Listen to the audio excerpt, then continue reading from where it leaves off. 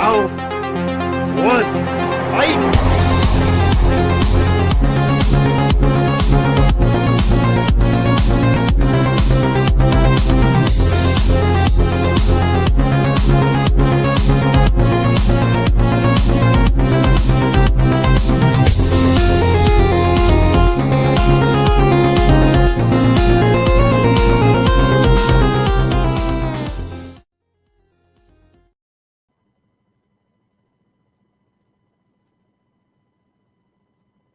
What's up, guys? Welcome to Tournament Fights here at an earlier time, and I'll tell you why in a minute. But we are here to talk about our most anticipated movies of the year. It's episode 188, and this is one of my episodes that's one of my most anticipated episodes of the year for us because I just like talking about what's coming out. I mean, as we've been getting more news and stuff, we had a list, and then we didn't. Well, first we didn't think we were maybe going to have enough movies, and then they kept announcing more and more and more, and then some movies got moved, but there was enough to fit them in. So I think we have most of the movies most people might be looking forward to. There may be a couple that were released within the past like week or two that just we couldn't squeeze them in that quick with their last minute. But I mean, we got pretty much most of them, and I am Jordan, the movie hero Anderson. I will be your host for tonight, and we got a panel, so I'll bring them in. We always start with my co-host Austin Pez Howell. We'll bring him in. What's up, Austin? No, as I've been talking about with all the strike stuff, you'll see a lot of the stuff here, obviously. But then I think throughout the year, you'll see a lot of smaller movies get wider releases than they probably normally would, just to fill in those, theater spots. You'll see a lot of foreign films getting, pushed into release, and you'll probably see more of what they did a little bit in the later part of this year of classic movies just getting like a random run in theaters for a week, like they did with Die Hard and my recall. Yeah, right. They just showed it on a full schedule for like a full week, and they showed Hocus Pocus for like a month, just in a theater, and you'll see stuff like that throughout the year as well, I think. Well, they've been having full-on trailers for those Pixar movies, like Turning Red and like Luca, and some of those movies come like Soul and all that. So I mean, yeah, they're doing what they can to keep the theaters going and keep them full, and to continue making money, because it's all about money. So yeah, so yeah. But we got a couple more people here with us. We moved the show for him, and he's only able to stay for an hour, but that's fine. we have Malcolm Lay. Hey, Malcolm. Yeah, it wasn't until like just in the last half hour I agreed to start work earlier today.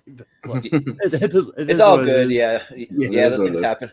Actually, kind of like going early today because my family's got a game night. We still have a few family in town from the holidays, and we're doing a game night, so I could actually be part of it this time. So that'll be cool. And I can go to bed at a decent time tonight. That'll be nice.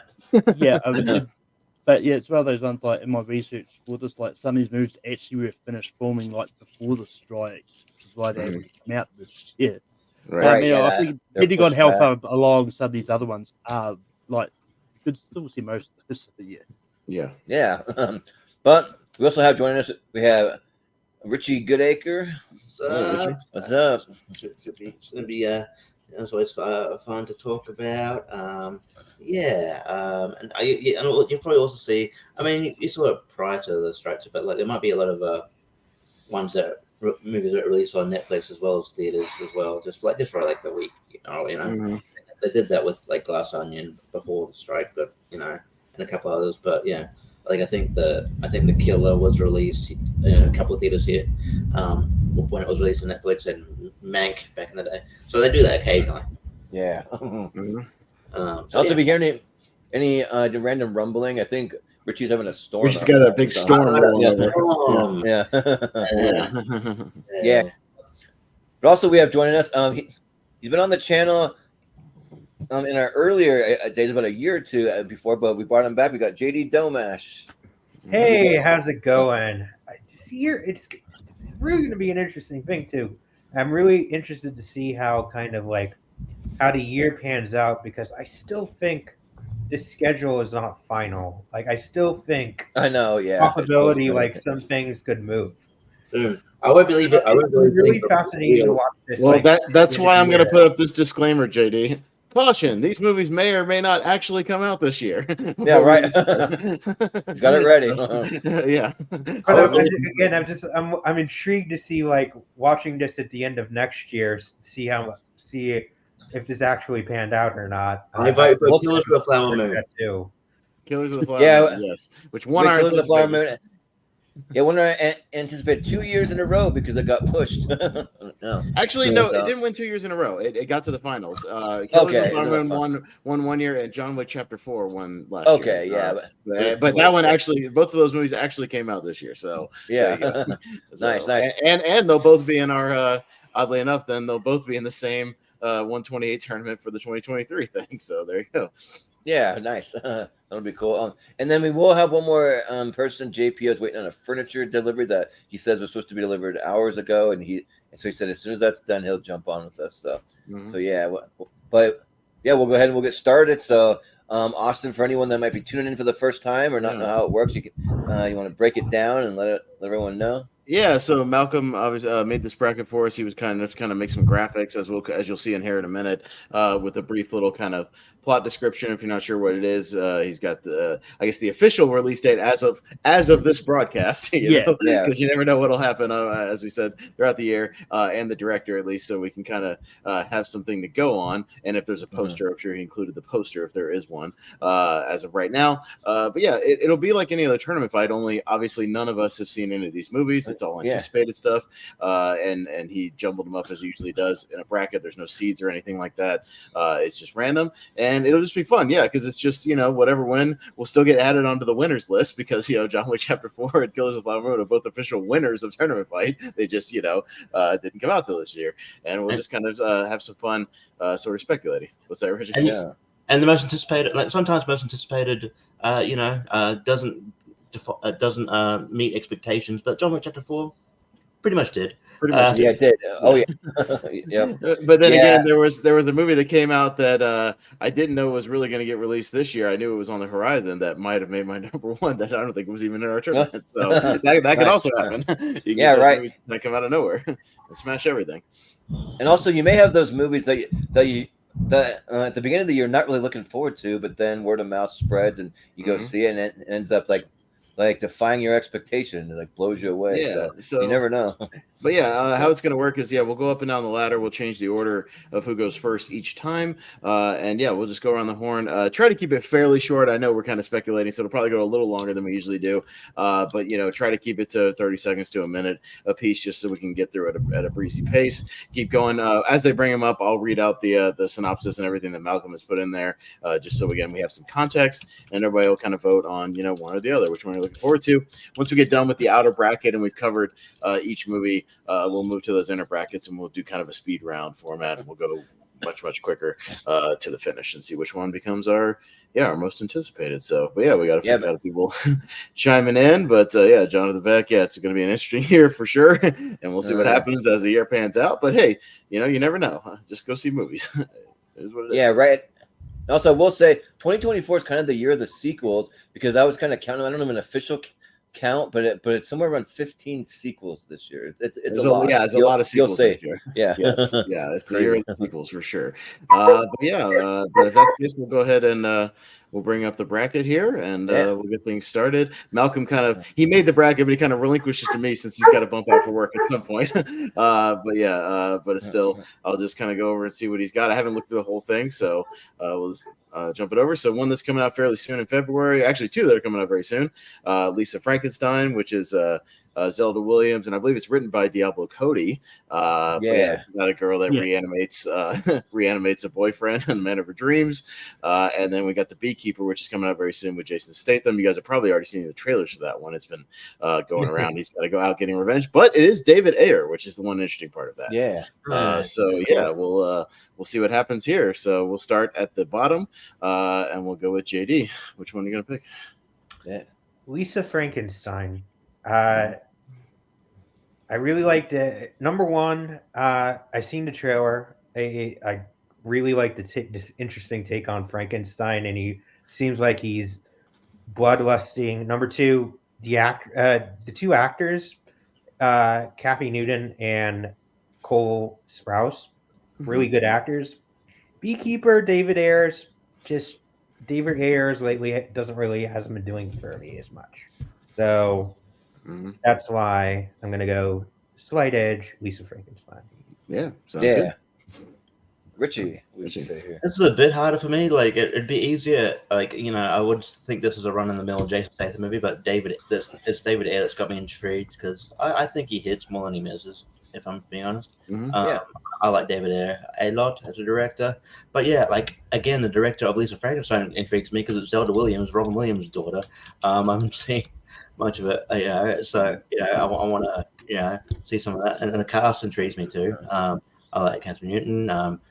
Like it's weird. It's weird seeing the Sprouse brother twins growing up and doing stuff. I'll get out. I just more adult stuff. Yeah. Anyway, and Cal. I mean, not that we should be focusing on that totally, but Carla Gugino is one of the hottest women in Hollywood, and but and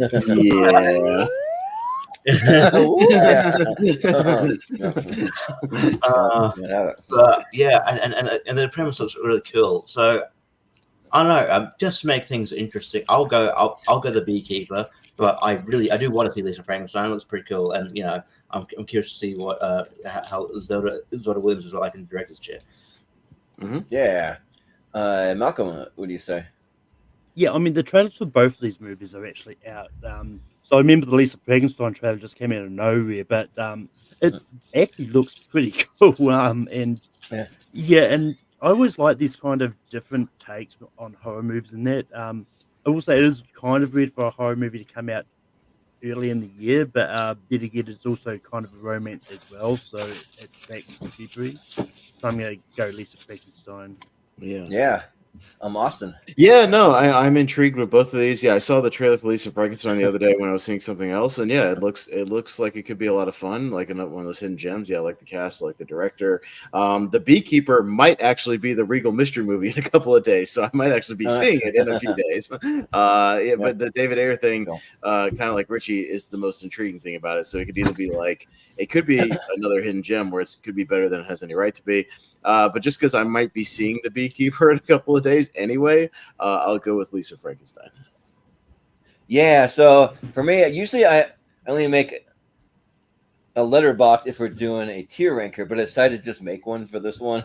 And I don't know what list I was looking at. It wasn't the list Malcolm sent me because I've got like 77 movies that I've ranked. So it's more than 65. So I was looking at some other movies. I probably saw a few other ones we don't have on the list, but it's fine though. And funny enough, I have Lisa Frankenstein and the Beekeeper at number 32 and number 33. But take that with a grain of salt because I've got 77 movies, not 64. So there's more there. But I have Lisa Frankenstein one spot higher just because the trailers really intrigue me and yeah the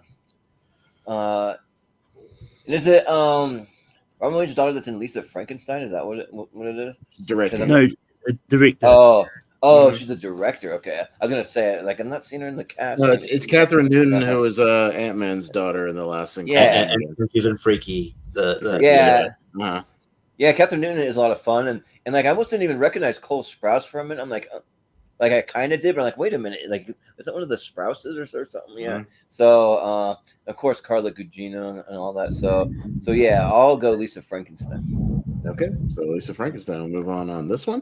I know it'll never happen, but I wish that one of these days, like maybe like release dates match up with US, because I mean most of the time you get at them before us, but like off occasion we get them before you. But like then I could have like stuff like Iron Claw and maybe The Holdovers in my top. But I can't have it because they don't technically come out this year for Australia or New Zealand. Oh, they're not. Oh, dang. Wow. So you haven't gotten The Holdovers yet at all? Like no, it comes out like early January.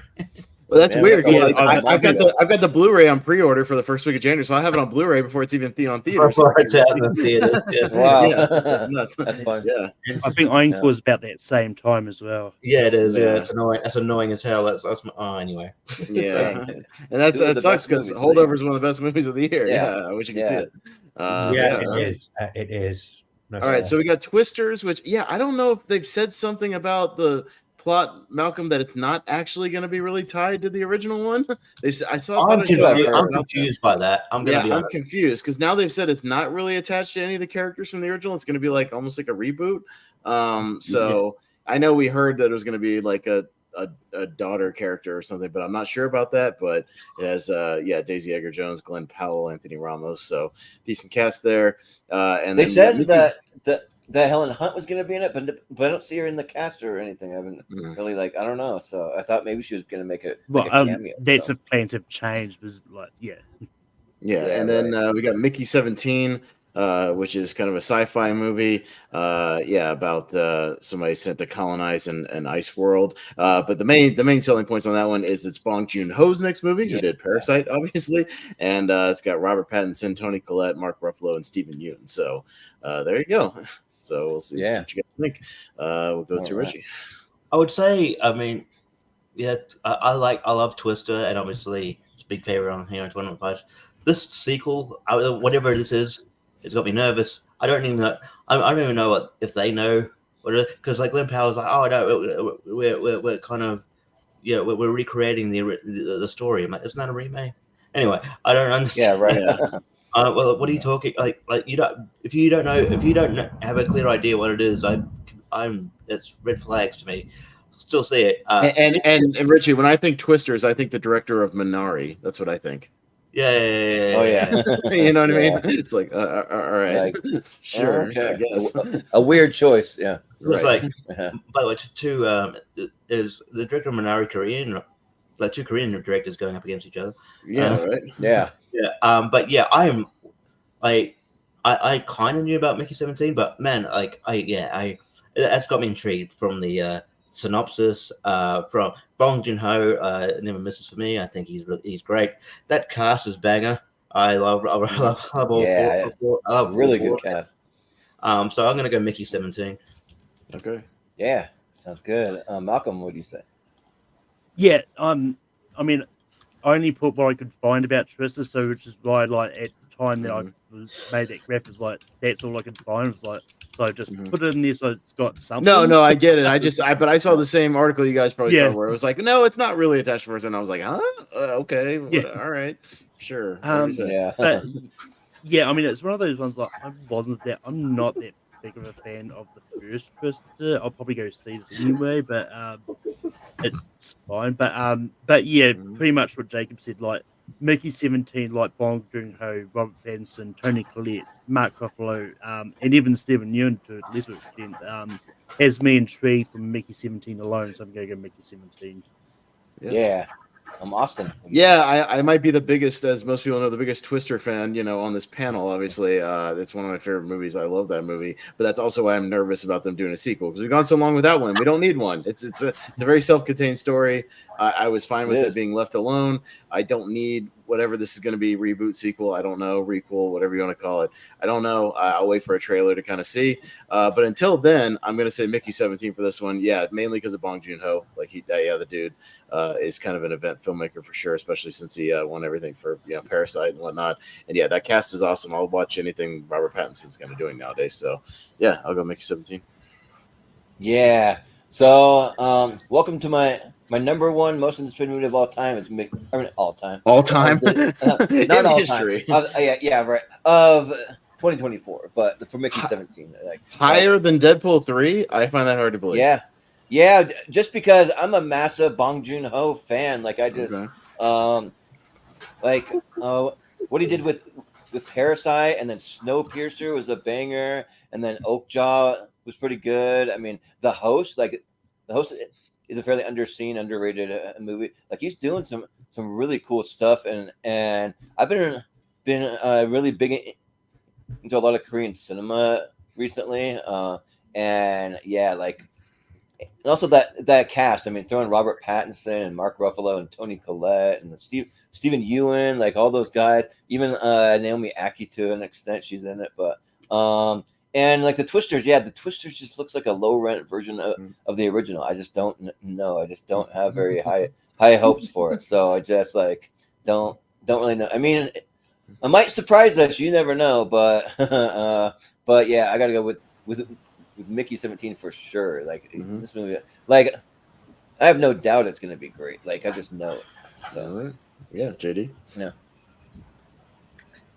This one is actually, it doesn't really matter. This one actually is kind of a lot closer for me. Like it's very close. Because one, I liked Parasite. I don't love Parasite. I've seen a few other things of Bong Joon-ho's stuff. The cast is banger. I'm not gonna deny that. And I just saw Poor Things, and Mark Ruffalo is amazing. And he's firing on all Killing it. cylinders right now. So this is his follow up. Okay, I'm there. I'm gonna go see it.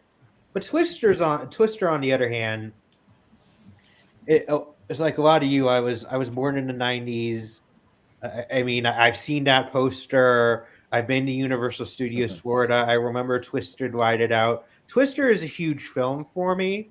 And as for what Glenn Powell and what the cast said, I don't really read too much into that because they're trying to promote a movie, and it's just like actors marketing speaks. I don't really read too much into that.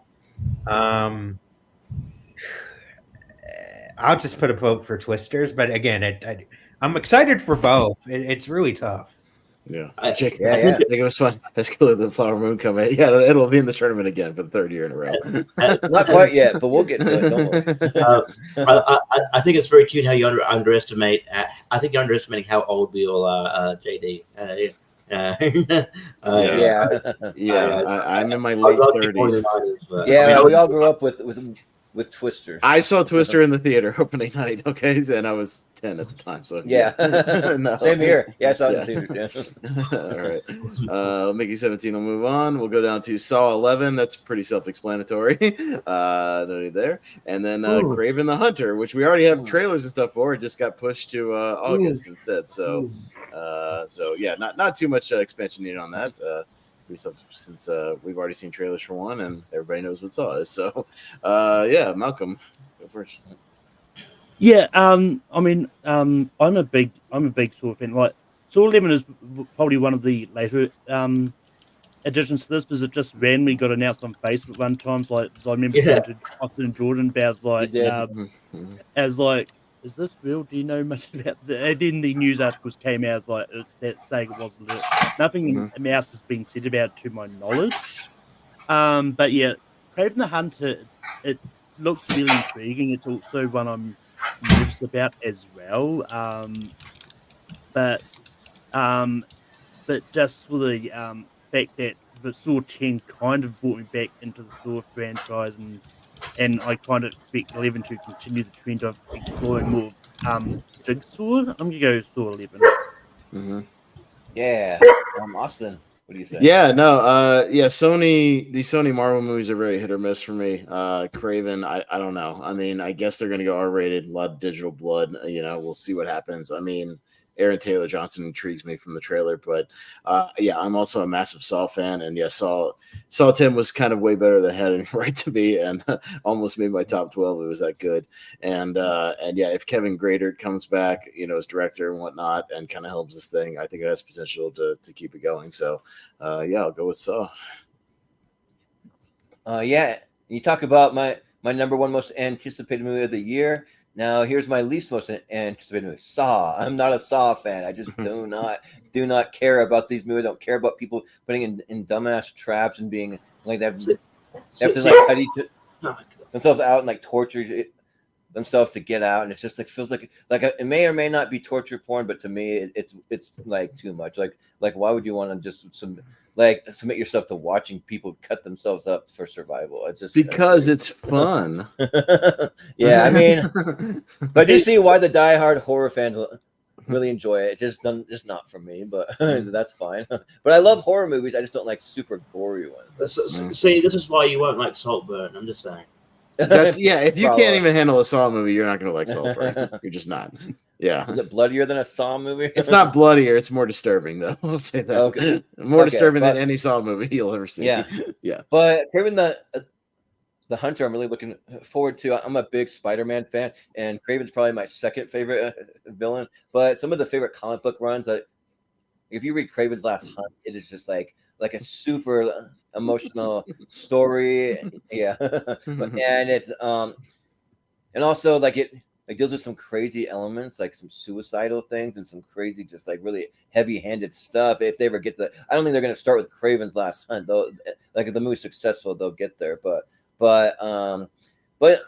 Yeah, I'm intrigued, and also too having Russell Crowe in there. I don't know what he's going to do or what he's going to be, but I mean he's in the trailer, and I'm still not sure what he's. I believe he's Craven's father.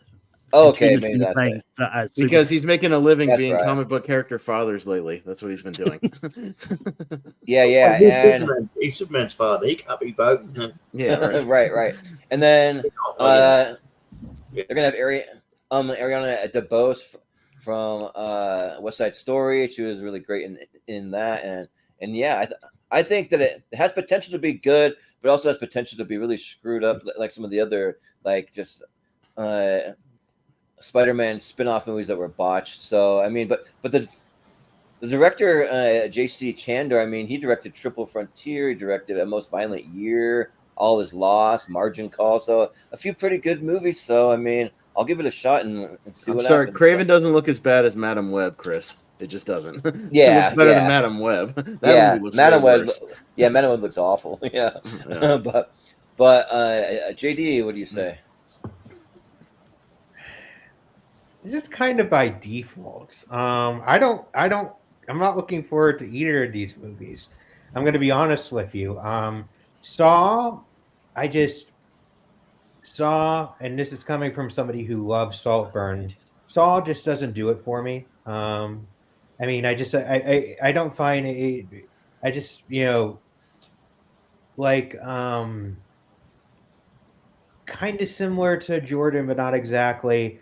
The blood for blood's sake, I just wording on the screen. I just find it annoying. It's annoying. I find it really annoying.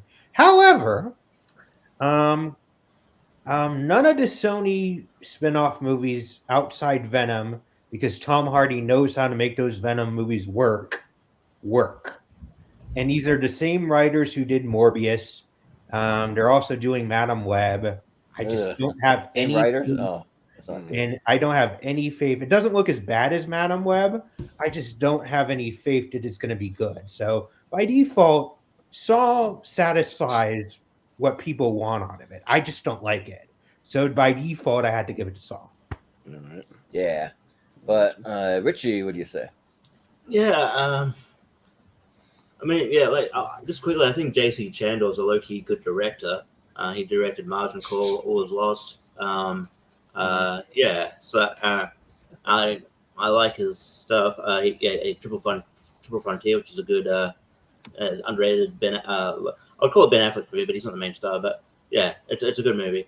So yeah, like he might do a good job here, but yeah, it is weird. I don't know if I'd use the word masterpiece, but it's a masterpiece of one thing. Yeah, for sure. I knew you were just kidding. But. I can't. Yeah. They were so sure that the audience got that wrong that they released that movie twice in theaters. That happened Twice. Mm-hmm. Yeah. Yeah, it's amazing. It's the most. Yeah. It is weird that we live in a world where we're getting two Spider-Man villain movies in the same year. It is weird. That's very strange.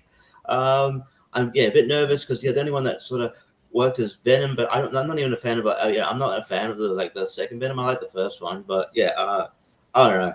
We'll see what happens. I'm not looking forward. But Saw 10, I wasn't looking forward to Saw 10 at all when it came out. I was like, Saw the final chapter wasn't great. Jigsaw wasn't great. Spiral, meh. So I was like, man, can we just let Saw die for a while? Saw 10 comes out, and I'm like, okay, and I'm in the mood for this. And man, I don't know, man. That was great. Probably Tobin Bell's best performances in that Saw movie, and that says something because he's really good. But yeah, he was great. So I'm back in, and I'm looking forward to what they do next, and hopefully they get the same director, like Chris said. So I'll go Saw 11. Yeah. Yeah. There you Saw go. 11. All right. We Saw gives people what. Speaking of, want. Like that's Speaking what I of- can say about Saw. It gives fans what they want. Yeah, Yeah. right. Yeah, it is for an audience, and it works for them. Well, at least another 2 movies that we have trailers for, and we kind of know what's going on with them. So yeah, Madam Web. I think everybody's kind of seen that trailer for it, and then yeah, the new Godzilla movie, which also has a trailer out right now. Oh yeah, I heard that. Well- Jesus, it sounds like what it sounds like, Richie. It sounds like somebody's like blowing into a microphone. It's pretty loud. Yeah, that's what it does. wow. But no, it's all good. But yeah, it's kind of interesting that we live in a world where we're getting all these Spider-Man spin-offs, because like when I was younger, I was like, cool, like Sony owns Spider-Man, so that means we can get more from this world and see more. But every spin-off we've gotten from Spider-Man has sucked. So it's like maybe we didn't want that. I don't know. So yeah. who knows? But yeah. you're up first, Austin. Yeah. So, yeah, I mean, we were just talking about it. I think Madam Web looks pretty damn awful, and I don't see it doing a lot for me. Like, I'll see it just because I see everything. But yeah, I think it looks pretty bad. And yeah, another Spider-Man related movie that's not going to have Spider-Man in it because he's going to be like a kid at the time this is set, like literally like a little kid. So, I mean, the Adam Scott is early Uncle Ben is the only thing that's kind of intriguing me about it. So, there's that. But yeah, I mean, as a big Godzilla fan, I haven't been the biggest fan of these Godzilla MonsterVerse movies. I think they're okay at best. Kong Skull Island's the best of the series so far, of the MonsterVerse series. Yeah. But even then, I can't complain too much because I've been pretty spoiled as a Godzilla fan the last couple of years. Between we got a TV show about it. Godzilla -1 was awesome, and I got a new Godzilla comic. So Godzilla's everywhere right now, so I can't complain too much as a big Godzilla fan. So I'll still gonna go with Godzilla comics. I'll be there for that opening day, despite how kind of silly the trailer looks. But yeah. Yeah. I think that Madam Web looks pretty bad.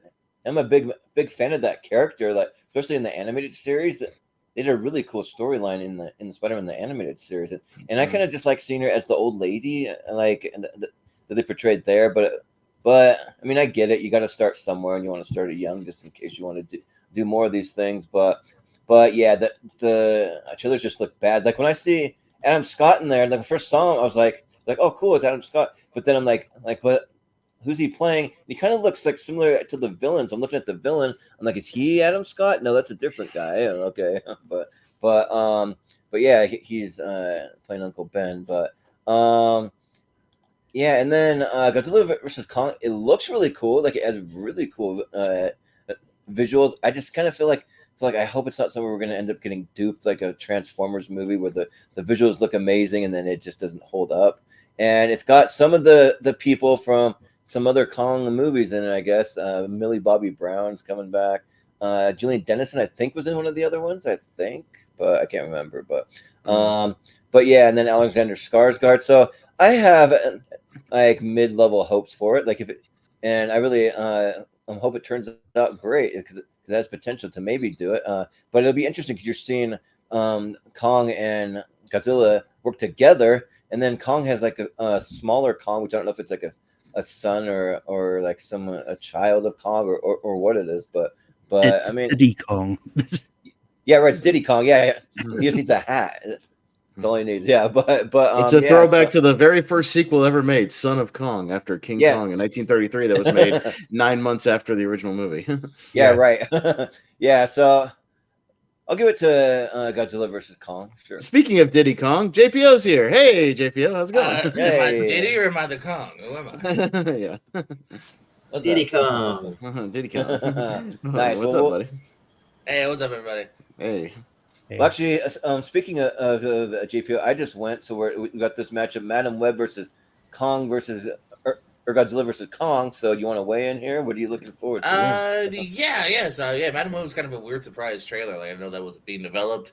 Again, I think my vision of her is not this age, but we'll see. It might be fun, but I'll say I'm a little more intrigued in God X, whatever. Godzilla. Whatever. Fucking New Empire.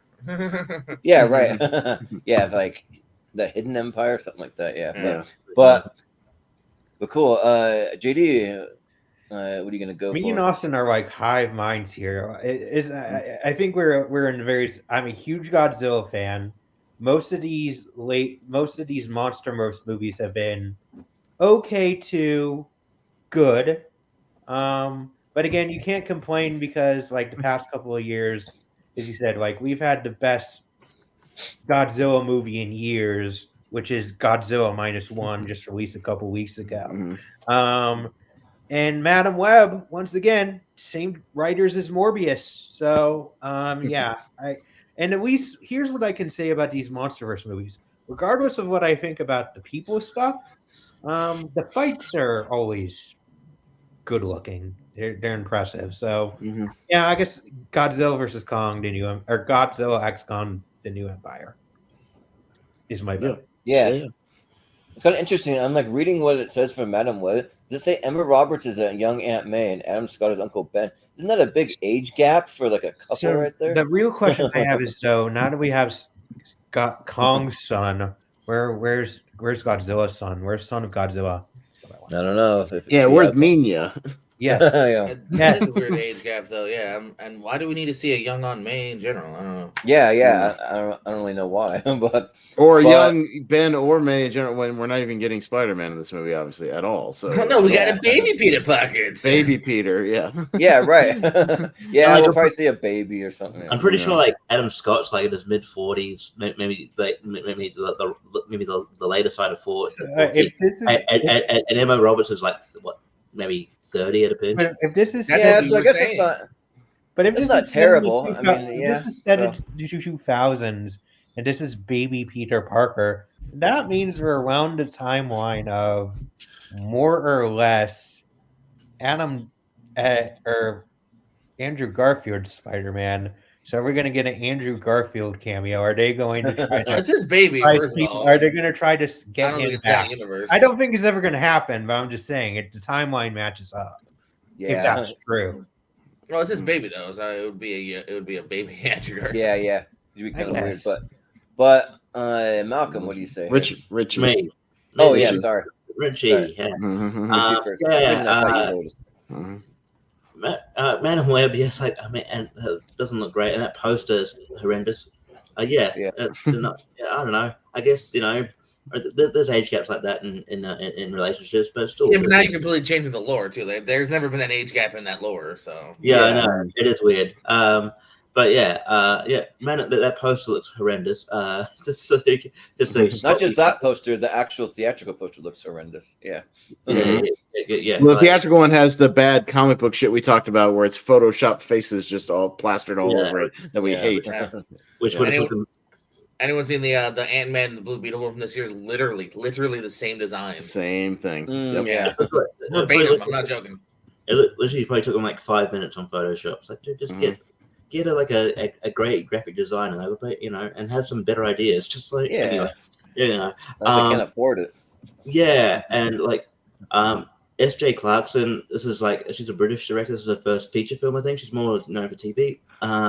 So that gives me a bit of pause. We'll see what happens. Dakota Johnson is interesting. I think I put her in the same boat as sort of like Kristen Stewart or Robert Pattinson, where I defend her and like Jamie Dornan, where like she's a shades of grey, and like no one's good in that movie because that movie made everyone suck. And she's been good in other stuff, and so is Jamie Dornan. He's in a good movie, TV show with the Tourist. But same thing as Twilight. If you're just hating the hate based on the movie, that's wrong. Yeah, I know. That's what sort of what I'm talking about. But this might not do her any favors. I just feel like this is going to be terrible. Sydney Sweeney, I'm not a huge fan, but like she was good in the movie Reality I talked about the other day on stream. And Godzilla vs. X Kong and the New Empire, which sounds like a Star Wars crossover. Like that, it was filmed in Brisbane, so there you go. That's my vote, and I like Adam Wingard. Yeah, so Adam Wingard's done some horror stuff, but he's part of a lot of anthology stuff, is what I'm saying. So some VHS stuff and I don't know, like he did Your Next. He did Your Next, he did The Guest, which is why Dan Stevens is in this new movie, because he did The Guest. With Dan Stevens. Yeah, that makes sense. But Malcolm, what do you say? I've not been the biggest fan of the MonsterVerse movies. I did enjoy Godzilla vs. Kong and all that.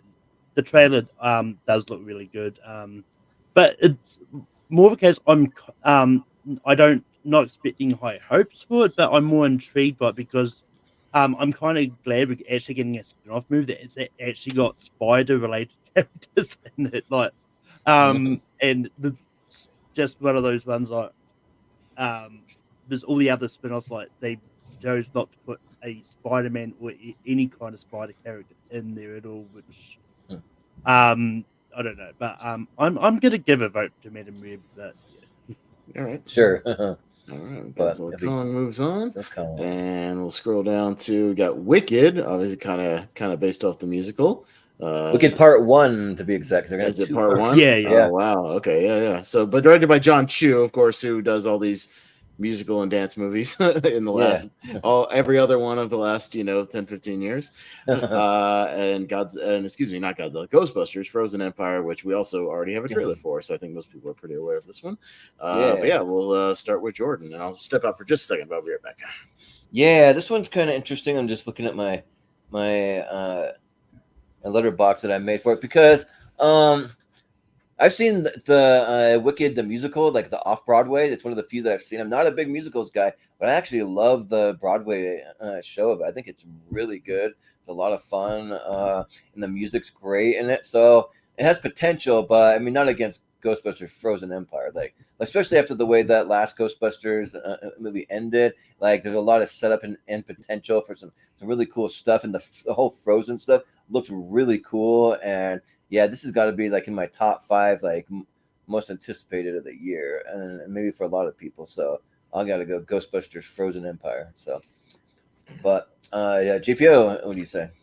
Yeah, I'm actually willing to give Wicked a shot. Again, it's not necessarily the genre I go to the most, but I've heard good things, and I do think it lends itself to a big theater experience and could be a pleasant surprise of the year. But as far as what I'm anticipating, what I'm excited for, I will also give my vote to Ghostbusters. We're kind of riding the high of the last one being pretty good. We got the cast back. It is a different director, evidently, according to this, so that kind of gives you to me a bit of a delay because if it was the same director, I'd be even more sure because what Reitman did last time. But yeah, I'm still excited to see where they go with this and to get back to that universe. I was even hoping it was going to be this year, so I'm going to say Ghostbusters. Well, the director Gil Keenan has previously directed his first movie, Monster House, the animated movie. Directed City of Ember. He directed the Oh So Lovely Poltergeist remake that we all love on Turn for Fights. You're not helping my vote. Oh, yeah, no. I know. Oh, shit. And most recently, A Boy Called Christmas. So, I'm not even joking. I might have voted for Wicked if I had heard that before. Well, I don't know. Ember's all right. Didn't love the other one he said. Yeah. Okay. I mean, to add to it, he was a co-writer on Ghostbusters Afterlife. I mean, but John Chu voted did all those shitty Step Up sequels. So I know. Yeah. So like John Chu, to be fair, wasn't that kind of his way in though? Like, can you really judge him? Well, yeah, he also did G.I. Joe Retaliation, which sucks, and he did the Justin Bieber movie, which sucks, and he did a Gem and the Holograms, that movie which sucks. So now you see me too, sucks. Well, it sucks. Well, yeah, I'll say we'll go. Yeah, but he did In the Heights and Crazy Rich Asians, so those are good. So, he's on the street. Yeah, but JD, what do you say here? This is actually really close for me. Like, this is the first time where I'm like, these are 2 movies that I'm genuinely looking forward to, and I really liked Afterlife, but Ghostbusters doesn't really. Ghostbusters I came to more recently. I'm not a huge Ghostbusters buff, but musicals, I love musicals. Wicked was one of the first musicals I ever saw, and as you guys said, his former filmography aside, his last 2 movies were Crazy Rich Asians and In the Heights, which are 2 of the most beautiful looking, well shot, well choreographed movies I've seen in years. So Wicked is getting better. Yeah. Sounds good. Richie. The good thing about Wicked is the studios can't hide the fact it's a musical. Yeah, but that's a trend these days. They didn't say the color purple. The color purple. They said they're not saying it's a musical. No, the color purple. They're singing in the trailer. I don't think they. No, but they say in the thing they're like it's a new twist. Mean Girls. It's a new twist on. New twist. They're doing all that. They never say it's a musical outright. and Wonka and Even Wonka. And Wonka. And Wonka is a musical, but no, it's a new take on Roald Dahl's classic. So yeah, to me, like, it's a studio thing. It's not necessarily. It's Yeah, not. that's what Yeah. But yeah, look, I mean, I'm sort of similar to JPO. Like, if like I'm not a musical guy, but Wicked might get me to see it because I mean, the musical intrigues me. I'm actually surprised it took them this long to make a movie about it. I thought it was kind of one of the musicals that was kind of ripe for a screen adaptation. Unlike, it is weird that we live in a world where Cats, which a lot of people in that space thought Cats to be unfilmable, and they're kind of It is. validated by it, probably. Yeah. By being horrible. He had Star too. Mm-hmm. Yeah. So and Wicked hasn't, but yeah. So I'm kind of looking forward to it. But yeah, no, it's Ghostbusters: Frozen Empire. The trailer looks pretty good. Yeah, I mean the director does give me a bit of pause here, but yeah, like we'll see. Yeah, like I'm hoping. Yeah, I'm hoping he comes through with the banger here, but yeah, so I'll go Ghostbusters. Mm-hmm. Yeah, well, don't talk to Chris Diaz. I mean, you can see in the chat, but what about Wicked? He's foaming at the mouth for that movie. He's been going like been waiting for it. 20 years. You've been waiting 20 years. I don't know about everyone, but but Malcolm, what do you say? I mean, the movie was only announced like 3 years ago. Have you been waiting 3 years for a movie that? Yeah, right. Well, he's been waiting for somebody to do an adaptation of it. I guess. That's what he meant. I mean, yeah. They have been trying to develop that movie for like over a decade. It's been a long. They've developed it, then it like went back out of development. So I think that's what he's trying to get at. Yeah. I mean, I don't know, but anyway, He told you. But yeah, I mean, I'm kind of intrigued. I've as someone who doesn't really see a lot of Broadway things for being so far away from it. So I'm kind of more familiar with Wicked and with however with a few of their songs, but the fact that they're doing it in two parts shows that John M. Shoes wants to do this justice, because it's like part one's probably going to be Act 1, and then part 2 is probably going to be Act 2 or something like that. And just based on what he did in the Heights, is why I'm really looking forward to it. Ghostbusters: Frozen Empire, I think looks good, but just so it doesn't get, it's not a clean sweep, I'm going to go Wicked because I do really. Yeah, sounds good. And then Austin, I know you love musicals. You love Wonka. You thought it was great, right? Yeah, I have about as much excitement for the Wicked movie adaptation as I do for the current Color Purple adaptations in theaters right now, which is say none, and I don't care. So, I mean, if you ask my mom and my sister, I'm sure they're looking forward to it. They'll go see it. That's fine. They're the audience for that. I don't care. But Ghostbusters, I am looking forward to it because they're doing the premise that I think they should have even started with the last movie, which is a younger cast working with the original Ghostbusters, having those guys be the guys in the chair, the tech guys developing all the, stuff that they use out in the field, and having the young people, do all the stuff on the field. Like, that looks like that's what this movie's going to be. And that's the movie I've been looking forward to, like, for them doing, just having everybody all together, doing their thing. So, I'm looking forward to Ghostbusters, and we'll probably get a new trailer for that probably in the next month or so, I'd imagine. It's March. We'll probably get a fresh one pretty soon. So, there you go. But Ghostbusters will move on 4-2. I'm glad it's not called Ghostbusters Firehouse. Yeah, right. Yeah, right. I got Horoscope, which it says a group of college friends began dying in ways connected to their fortunes after getting their horoscopes read. Okay. And, so there you go. With starring a couple of people I haven't heard of. And Harold and the Purple Crayon. Jacob Batalon's Spidey's friend. Yeah, he's in that. Yeah. So. Okay. Well, there you go. And then Harold and the Purple Crayon, based on the book. young kid has a purple crayon and goes on adventures. So there you go. Starring Zachary Levi, Zoe Deschanel, and Lil Ray, who's in every other movie. He's in every nowadays. Yeah, but so there you go. But sounds like kind of like more like a family movie, that one. So. Yeah, for sure. So JD will be up first on this one.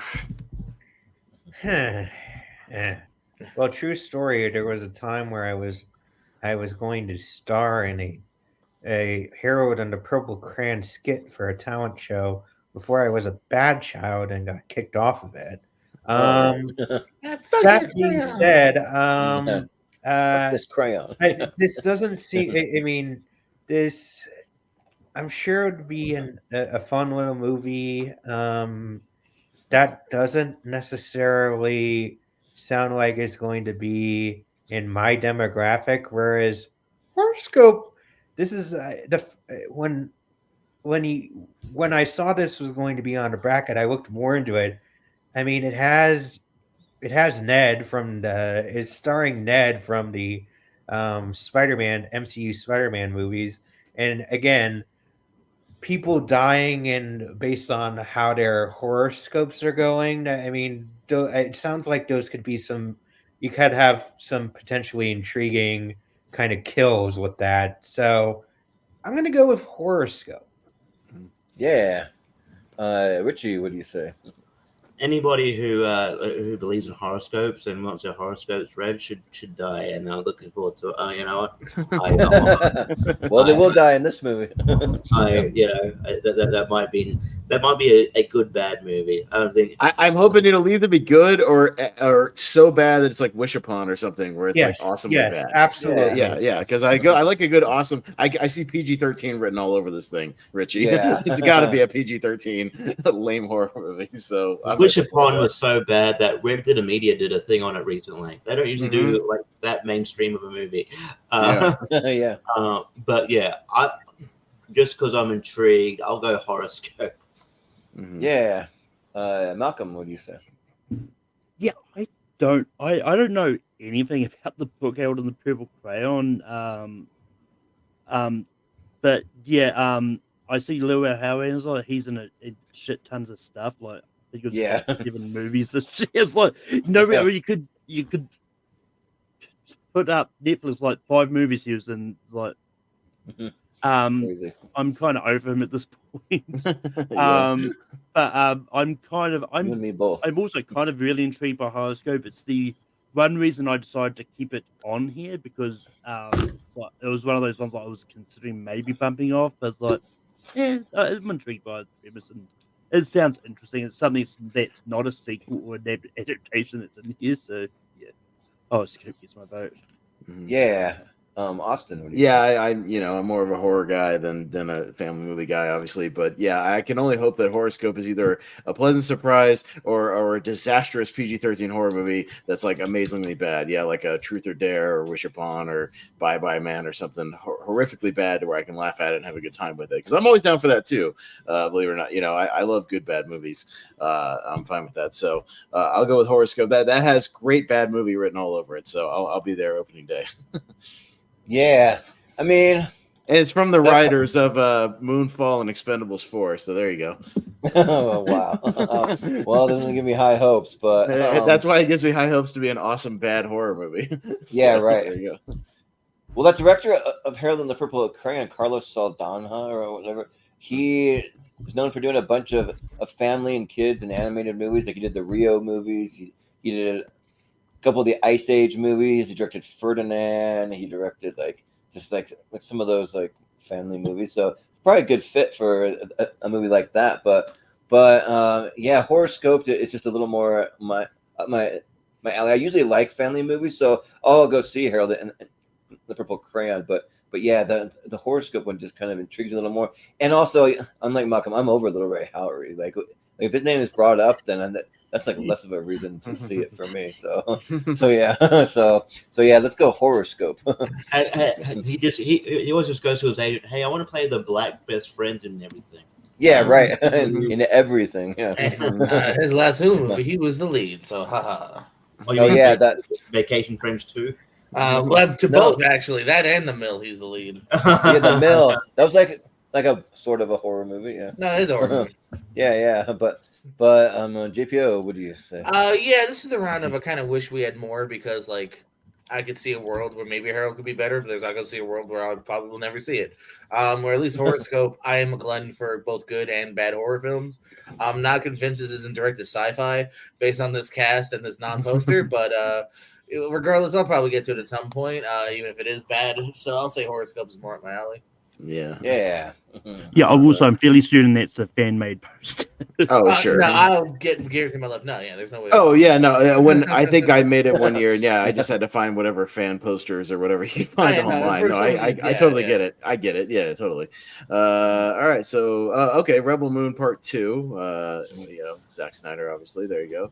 Netflix, and Kingdom of the Planet of the Apes, Jordan's favorite new franchise. Oh yeah, man. but I it love is those humanized but monkeys. this new one is directed by the guy who did all the Maze Runner movies, so it's a different director this time. Oh, Wes Ball, yeah. I like that. Yeah, Wes Ball. So there you go.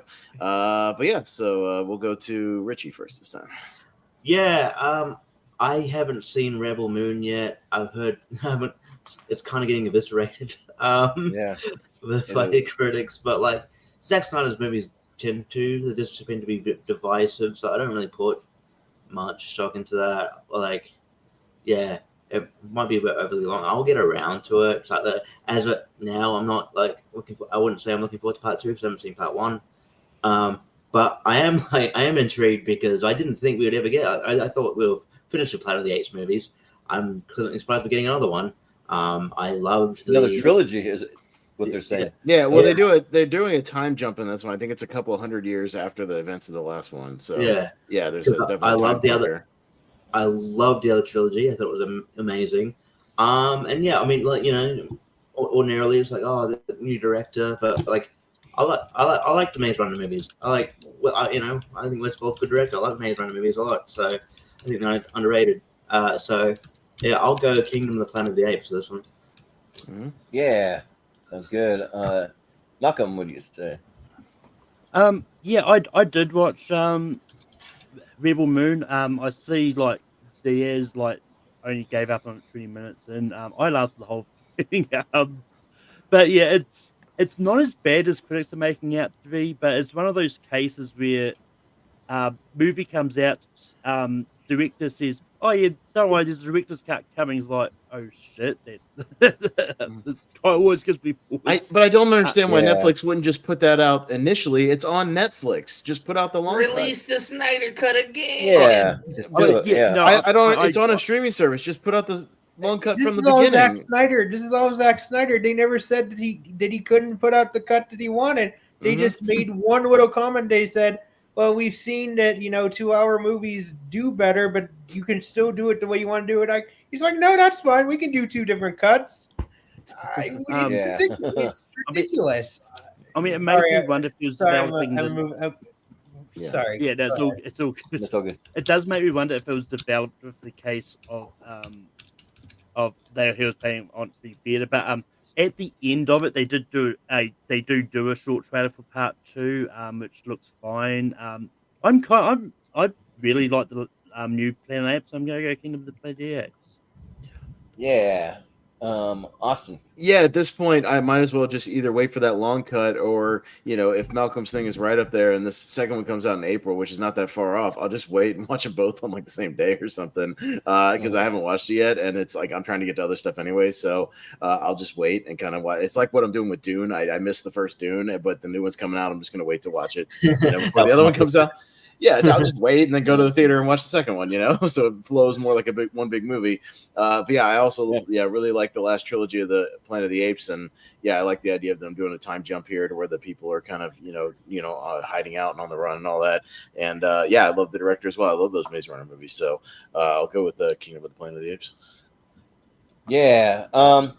So I haven't seen Rebel Moon Part 1 just because it's getting eviscerated. So I'm not like avoiding. I'm just like not really like rushing to see it. So, but I will eventually see it, and then once I see that, I'll see this. But I mean, for as much as I just don't like, I have a hard time getting invested in monkeys with human traits. I just, but like even still, like I am like really rooting for this movie to be good because the director Wes Ball, he's going to be directing the Zelda movie, a live action Zelda movie, which sounds freaking awesome. And I don't want him to screw it up. So I mean, like I'm kind of like basically a little bit, not everything, but like a little bit of like how this movie goes, like to see like maybe like some of what we might get from a Zelda movie. I mean, it's just hard because it's like apples and oranges, but it's still the same director putting them out. So I mean, we'll see. But so yeah, I'll still see it, and I'm more intrigued of like being in the whole world of like the apes doing stuff where they're already like established versus like how it all began. So I mean, I'll give it to Kingdom of the Planet of the Apes, sure. Mm-hmm. But, I know what you mean, like it's more because it's more exaggerated, but like you realize like monkeys in general have human traits. Yeah, they do. They're like the closest to humans. Yeah, but so yeah, but JPO, what do you say? Yeah, I've seen the first Rebel Moon. It was fine. Like, and I'll watch the second one, but I'm not over the moon. Get it about seeing it or even seeing the sequel here. I don't think it's the length, so I won't be watching the extended cut. I saw enough. I'm good. But yeah, I'm quite intrigued by Planet of the Apes. Yeah, I wasn't sure if we were going to get a fourth one like this in this universe here. I'm cool with the time jump as well. I'm not the biggest Maze Runner fan, but I like them enough to where that doesn't necessarily deter me either. And yeah, I'm excited to return to this universe. I think that was one of the tightest trilogies we've seen in a while. So hopefully the company takes care of the continuation of the story. So yeah, Kingdom here. Mm-hmm. Yeah, and also Wes Ball did the best two Maze Runner movies in my opinion, the Scorched Trials and the Death Cure. So he didn't do the first one, but he did those two. So yeah. But JD, what do you say? I like Scorched Trials. I did not necessarily like Death Cure as much. However, he also was working for several years on the Mouse Guard movie, and some of that test footage, it was released, and it looks like he's doing exactly. He kind of took what is kind of concept of Mouse Guard and then did it with apes, and I'm kind of like all on board for it. Whereas opposed to, if you didn't notice by my earlier comments, kind of over Zack Snyder. I'm just over it. I kind of over his whole thing. Like his movies are hit and miss, but just him in general, I'm kind of over it. So, and I love the Planet of the Apes movies. Love the Planet of the Apes movies. And they're saying this is going to lead up to the original Planet of the Apes. That's why they're doing the time jump. Because eventually, what happens here is what's going to lead to the 1960s beginning of the Planet of the Apes. Well, and Rise of the Planet of the Apes, they tease in the background and in some newspapers the team of astronauts that takes off and then eventually comes back and to the thing. So I'm wondering if it'll come around at the end of the trilogy to like the original movie or whatever. That's what there is. Like you said, there's it's going to lead right up to that. Cool. So I'm like, oh, that's like really cool. So yeah. Good. Yeah, obviously, I wouldn't be surprised if it ends with seeing the astronauts or something. Seeing them come back at the end of that last movie or something. The ship, Right. Yeah. So there you go. All right, we got Despicable Me 4, pretty self-explanatory. Which was just announced like two days ago. Yeah, I love your premise too, Malcolm.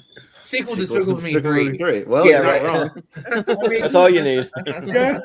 He's not wrong. But we've got Sonic the Hedgehog 3. Should have done it for Sonic 3. Sequel to Sonic 2. Yeah, there you go. Yeah, right. I didn't even know Sonic 3 is coming out. Was that just announced as well? Well, I mean, they were both on the when I was looking. Yeah. I'm not denying it. I wasn't sure. Because obviously Jim Carrey's not going to be here. What you say? Well, what I was about to say is he not going to be in it? Jim Carrey? No, he's done. He's done in general. Jim Carrey's good. I thought they just forced him to come back for one more because of his contract. I was hoping. But... Evidently, he didn't have it in his contract, or they were nice because he said after 2 he was done, and Oh dang. I think it's me that starts off. Yeah, go ahead, Mark. Yeah, you're good. What I was about to say is I think Jim Carrey's actual views is like, well, he said he's retired, but I think he said if he likes the script enough, he will come back periodically for various projects. He said he'd have to really like it, from what I've seen. Yeah. Oh yeah.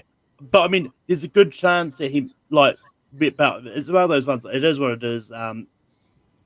Like Despicable Me is one of those ones. Like I almost left it off, but I decided like it is a big enough franchise that we should put it on. And so I took off one of the movies that's coming out in the next couple of weeks off. So yeah, Yeah.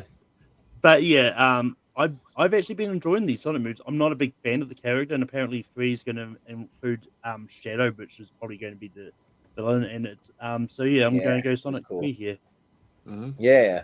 Austin. Don't worry, I'm sure Malcolm for Despicable Me 4, they'll announce any day that Aquafina will be added to the cast and she'll have a voice in it because she has to be contractually obligated to be in every animated movie in the next 3 years. So Yeah. And actually, I've got to head off. Probably. Okay.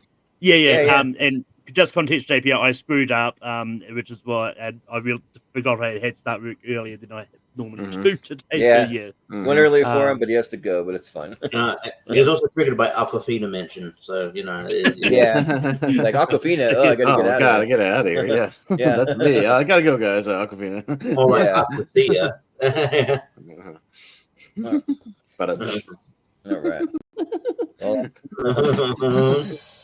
anyways. Thank you. Thank you. But no, I mean, getting back to it, yeah, the Sonic movies to me have been fine. I'm not as the moon about it as everybody else seems to be, but the fans are enjoying them, and I'm happy for them, and they've been big hits, so good for them that they're at least decent movies.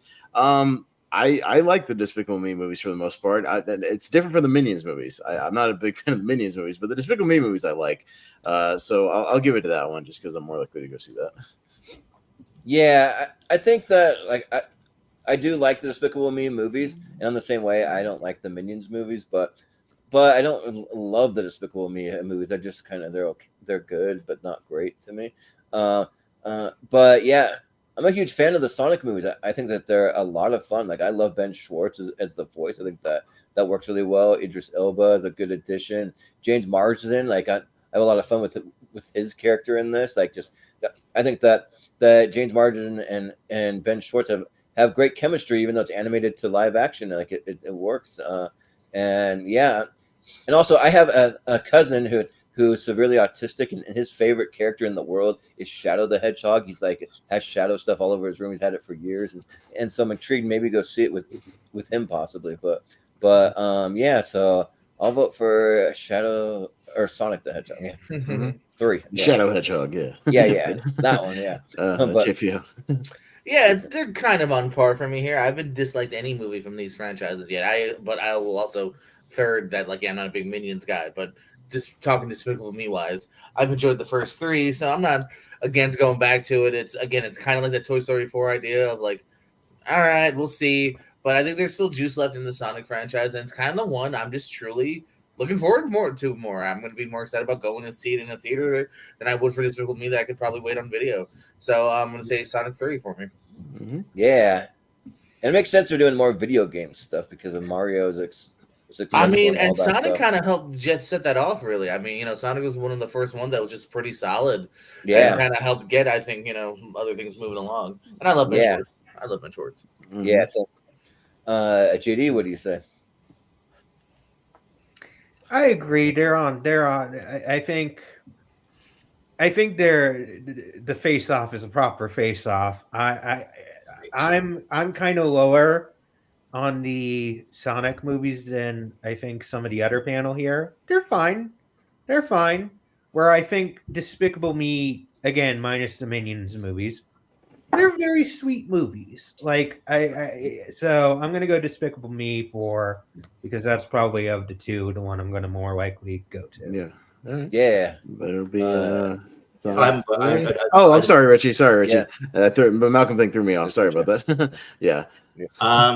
I Yeah. saw 5 people and 5 votes, and I forgot. I made a mistake. My bad. Sorry about that. Yeah, It's all good. I'm not like a massive Sonic guy either. I think they're okay. But yeah, it frustrates me that people whinge about there's all these sequels Despicable Me, there's a 4th one. It's yeah, but Illumination has a movie out now and no one is fucking seeing it. So yeah, see original movies if you don't want sequels. You mean the one with Aquafina? Yeah. Yeah, another one with Aquafina. Well, funny enough, my entire family right now, they're going to see it migration while we're doing this. So they're saying it. Yeah. Also, Aquafina is going to be in another sequel.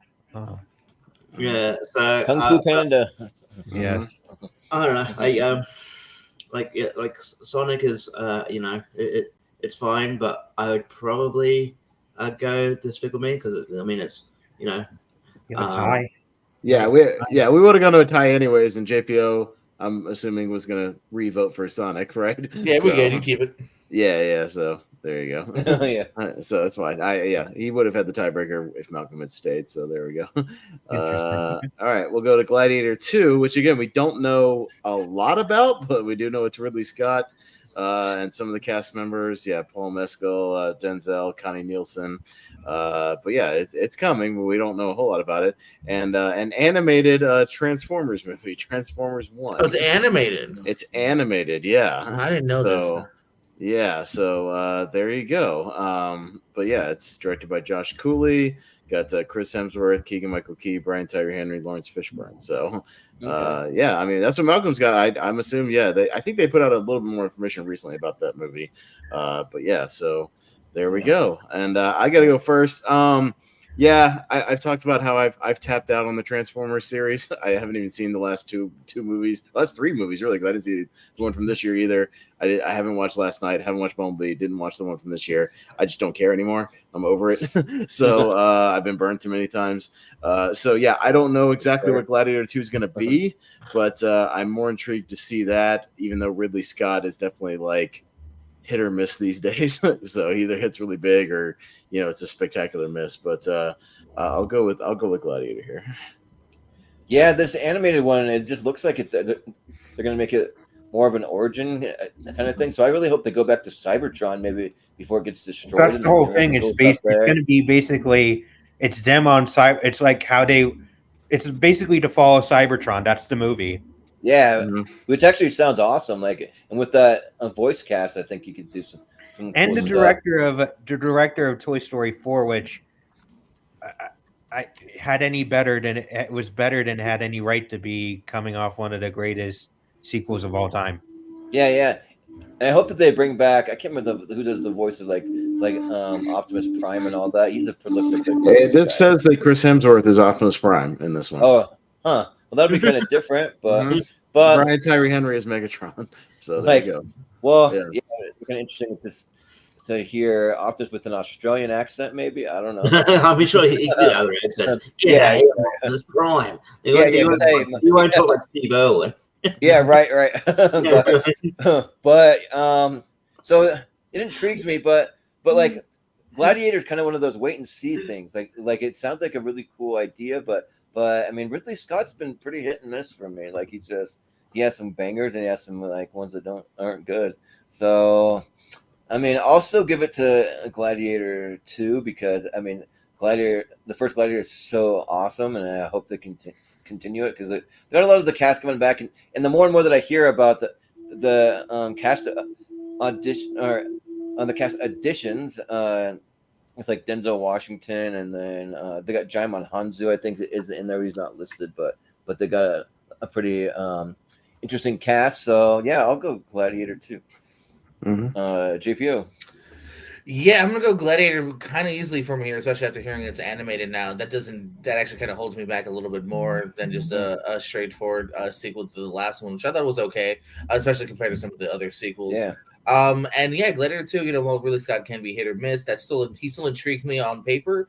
And Denzel, man, Denzel's never really made a bad film. He might have made some like 3 stars, kind of decent films. So the fact that he's in this really kind of intrigues me. Actually, it's kind of Denzel that puts it over the moon for me. So, and just the fact that we're even getting a Gladiator sequel in general 20 years later, it all just kind of Paul Mescal is kind of on a high. So yeah, that one intrigues me a lot more. Gladiator 2. And I wonder if they're just bringing back Russell Crowe for like flashbacks and stuff because I've seen him. His name listed with the unless cast, you do that creepy CGI, like he don't look like he did in 2000, baby. So yeah, right. you really gotta, de-age like a motherfucker. That's some de-aging, yeah. But JD, what do you say?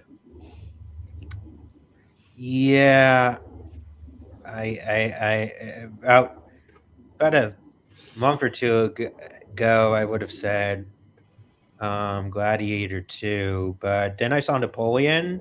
It also had a really good cast, and that didn't mean anything. So, Yeah. and also just again the pedigree of this of Transformers 1 or Transformers 1. Again, Josh Cooley, who did Toy Story 4, which in my opinion, this is a controversial opinion by a lot of people. I think it's the best Toy Story movie in my opinion. Oh no! Oh God, no! No. Well, JD, it's been nice having you on Tournament Fights. I know it's been a long time. But, Yeah, right. See you later. I'm just kidding. I'm kidding. Yeah, but in my opinion, what he did with Woody, it's better than it had any. Regardless of what you think of it, it's better than it had any right to be. Yeah, it doesn't mean Yeah. it's the best one. And again, the cast and the premise, It was decent. to me, it just and Gladiator 2, like we're gonna follow the little kid from Gladiator 1 as a grown up now. This reads totally unnecessary to me. I mean, I hope I'm proven wrong, but just I gotta go Transformers 1, even though it doesn't really matter at this point. The 12th Transformers movie reads unnecessary to me. Yeah, right. Yeah. But the premise is more interesting. I think you could go either way. Yeah, it all depends on just execution. Yeah. You can go either way, 'cause I think the I mean, look at the premise- Transformers animated and movies. We don't get that many Gladiator Right. movies. Like I'm And that's intrigued. kind of in that vein. So yeah, but Richie, what do you think? Yeah, I mean, I actually think that the animated Transformers actually does intrigue me. I'm a big fan of I mean, obviously animation's changed since back then, but I'm a huge fan of the animated Transformers movie back then. Same. So I don't know, it kind of does Like some intrigue cool me a rock music like they did with that one. That'd be cool. It does intrigue me a little bit. Also, Josh Cooley's attached to a Tower of Terror movie. I don't know when that's coming out, but yeah. But also, Taika Waititi was attached Steve to it. Gutenberg movie? Yeah, I was gonna say we already have one. Gutenberg. Yeah, I know. I think they're doing I think this is Only the the one really that good Scarlett Johansson was producing. They're doing a different version of it, and Taika Waititi was attached to it at some point, but I don't know if he is still is. He's attached to a lot of projects, so eventually he'll probably drop a couple. But honestly, I admit, Ridley Scott can be hit or miss. Unfortunately, I watched the movie The Council with my dad. Oh my God! Yes, The Council. The Counselor. Yeah, and I had to sit there. It's so bad. It's so bad. I had to sit there very awkwardly with my dad while Cameron Diaz fucks the car. And it's written by the guy who wrote it's like notable because it's an original screenplay by the guy who wrote No Country for Old Men, and like ooh he's doing a screenplay, and it shows he's an author. Yeah. This but like I still think like a Ridley Scott movie is sort of an event. I think people even if they're a bit dubious about the trailer, they're like, oh well, I'll go see it because my theater was decently full for probably what's that humming noise? What the fuck? Yeah, I have no idea. My people upstairs are like sawing something at 8 o'clock at night. I have no idea what the fuck is going on. Okay. I don't know. We're supposed to have quiet hours after 7 o'clock. Are they lumberjacks? They're doing construction. I have no idea. Okay. Blowing the Ricola thing. Ricola. Yeah. They're running a skill saw late at night. Yeah. But yeah, I actually didn't mind Napoleon. Like there was issues with it, but I'm looking forward to that cut. But yeah, I'll go Gladiator because I think Ridley Scott movies are still an event, even though like some of his movies can be really bad, but yeah, some of his good movies are really good. So yeah, Gladiator. Sounds good. All right, Gladiator.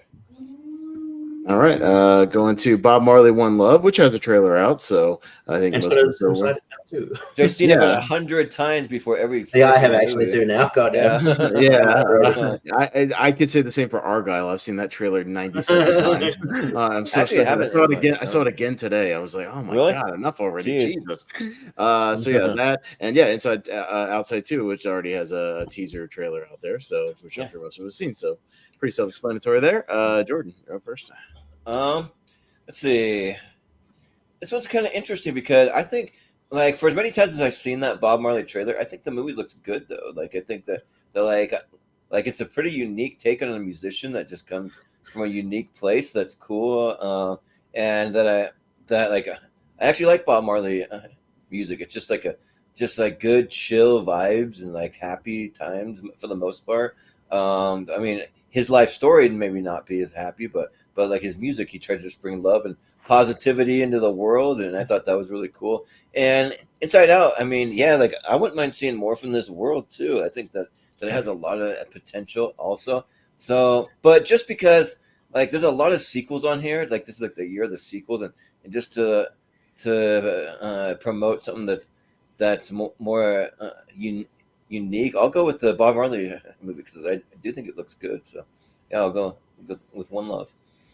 But GPO, I'll be the sequel shill. Yeah, Sure. no, I mean, I hope Marley ends up being pretty good. I'm gonna enjoy seeing more from Benadir. Yeah. But yeah, I don't know. I mean, it's a biopic too, so like I'm always a little worried about it. It will be kind of cliched, or have we seen it before? Well, I am excited to return to the world of Inside Out 2. It's got a simple but I think very potentially good premise of, she's a teenager now. She's got more emotions to deal with, and I like that teaser. That teaser actually put me up a little bit more as far as anticipation goes. So plus the first one was great. So kind of an unfair advantage, but I'm gonna go with Inside Out 2. Yeah. Yeah. Also, but yeah, I also love the music from Inside Out too. Kind of just more chill kind of vibes and stuff from that. But JD, what do you say? Yeah, it is. I think Bar Marley Lone Love has a kind of is going up against an unfair advantage here. Because I do like I even like a generic like a paint by numbers biopic, which I hope this is not. It kind of looks like it may be a little bit, but I'm rooting for the best. But Inside Out was one of the best Pixar movies in years, and they felt a need to do a follow up for it, and it looks just they always do good teasers, but yeah, I'm gonna go Inside Out too because I don't feel like they don't generally touch for the most part besides Monsters Inc. They don't generally go sequel unless they have a reason to do a sequel. And hey, you love Toy Story 4, so maybe this is Inside Out is like Toy Story 4. Yeah, maybe. Yeah, but Richie, what do you? Yeah, I mean, I don't really sure why would you be interested about Inside, like a sequel to Inside Out. I think out of all the movies in the pantheon that haven't had a sequel, I think Inside Out's more right to have a sequel because it's got as teenager, you got more emotions. I do like how they've introducing anxiety. I think that's kind of. I can't wait for the fourth movie where it's her in her 40s and she's just kind of giving up. Yeah, going through menopause. Yeah, menopause. Yeah. Also, what is this with these goofy titles lately? Like, why isn't it just called One Love? Like, why do you have to go Bob Marley, One Love? Like, yeah, Bob Marley. It's probably we're not trusting that One Love will sell. Bob Marley will sell. Because they had to add to the Whitney Houston thing and say Whitney Houston or the whatever Whitney Houston biopic because people wouldn't get it. It's marketing. They want you to know it's Bob Marley. But like, so even if people were too young to know what Bob Marley is, that their dad or parents could tell them because. No, but I will argue there's ignorant parents that won't necessarily. Even Bohemian Rhapsody had everybody. Even the Bohemian Rhapsody had like the Queen logo in the title for the O. Like, I don't know. I just think it's silly. I just think it's spoon feeding. No, I agree. We'll debate it later. What movie do you want to see? We'll see some weird titles more coming up. This isn't the only one. Yeah, but it's like when they did they changed the title like last minute to Gran Turismo based on true story. They'll figure it out that it is Like at the end of the movie, it tells you it's a true story. But why do you have to? Yeah. That was kind of dumb. Like that doesn't sell a ticket. Yeah, no, that was a little odd. I agree. Yeah, but ran pretty anyway, well, I am worried that the One Love is going to be a paint by numbers biopic. I love Bob Marley, and I think he's got a great story. I've been waiting for a biopic for ages, so I'm glad it's finally happening. But I do love Inside Out, and I love the premise, and yeah, I'm keen to see what they're doing with it. And I think Disney, I think Pixar and Disney, desperately need a win here. And I think if Inside Out 2 doesn't work. It'll be interesting times for Disney. For Disney. So I'll go Inside Out too. Yeah. What do you say? Yeah, I'll also go Inside Out too, just because music biopics are not really my favorite thing. Again, ever since Walk Hard, the Dewey Cox story eviscerated the model of the music biopic. I can't watch any of them the same way again. Every single one of them. Yeah. I just saw Ferrari, and I'm not going to spoil it, but I'm cutting half real bad. That applies to Ferrari. So, Oh yeah, right. Yeah, but I won't say who, but that's the first thing I thought of when I saw Ferrari. Yeah. So I'll go with Inside Out too, because music biopics are not really my bag. So there you go. I like the synopsis that Malcolm put for One Love. By the way, just biopic that Bob Marley. Yeah. I love it. Might have been in a hurry. I love it. Super simple. Like, yeah, that's about right. But right. Yeah. I was gonna say that I went to Disney World last year, and I was stuck there during a hurricane, so that they had us like kind of not really quarantine, but they advised us to just stay at the hotel for a day, and Disney was closed for a little bit, but it didn't end up being that bad though. But one of the coolest things is they had a bunch of Disney characters come out. And they had all the characters from Inside Out, and they're like playing music and they're dancing with kids and stuff, and like it was a lot of fun. I'll just say, yeah. Just is that when you went with Austin? Yeah, but Austin didn't come. I flew back to meet my afterwards. sister. Yeah. All right, so we got the Joker sequel, which I think we've all kind of heard about. Put a few no trailers yet, but scroll down a little bit. Yeah, reported to be a musical. That's all it said. Yeah, against Founders Day, which is coming out soon. So I guess it's a horror movie. Small town shaken up by a serious ominous killings leading up to a heated mayoral election. All right, so okay. All right, JPO. Yeah, this one's easy for me here. Listen, I might like Founders Day. It sounds like a slasher of some sort. But the cast isn't doing anything for me here. I'm not sure if I know Blomquist. If you want someone can look that up. But yeah, I loved the first Joker. I feel like it's become a bit of a polarizing movie. I know people that hate it. I'm one of the people that fucking loved it. I went to theaters twice, which is not something I normally do. I think Phoenix was great in it.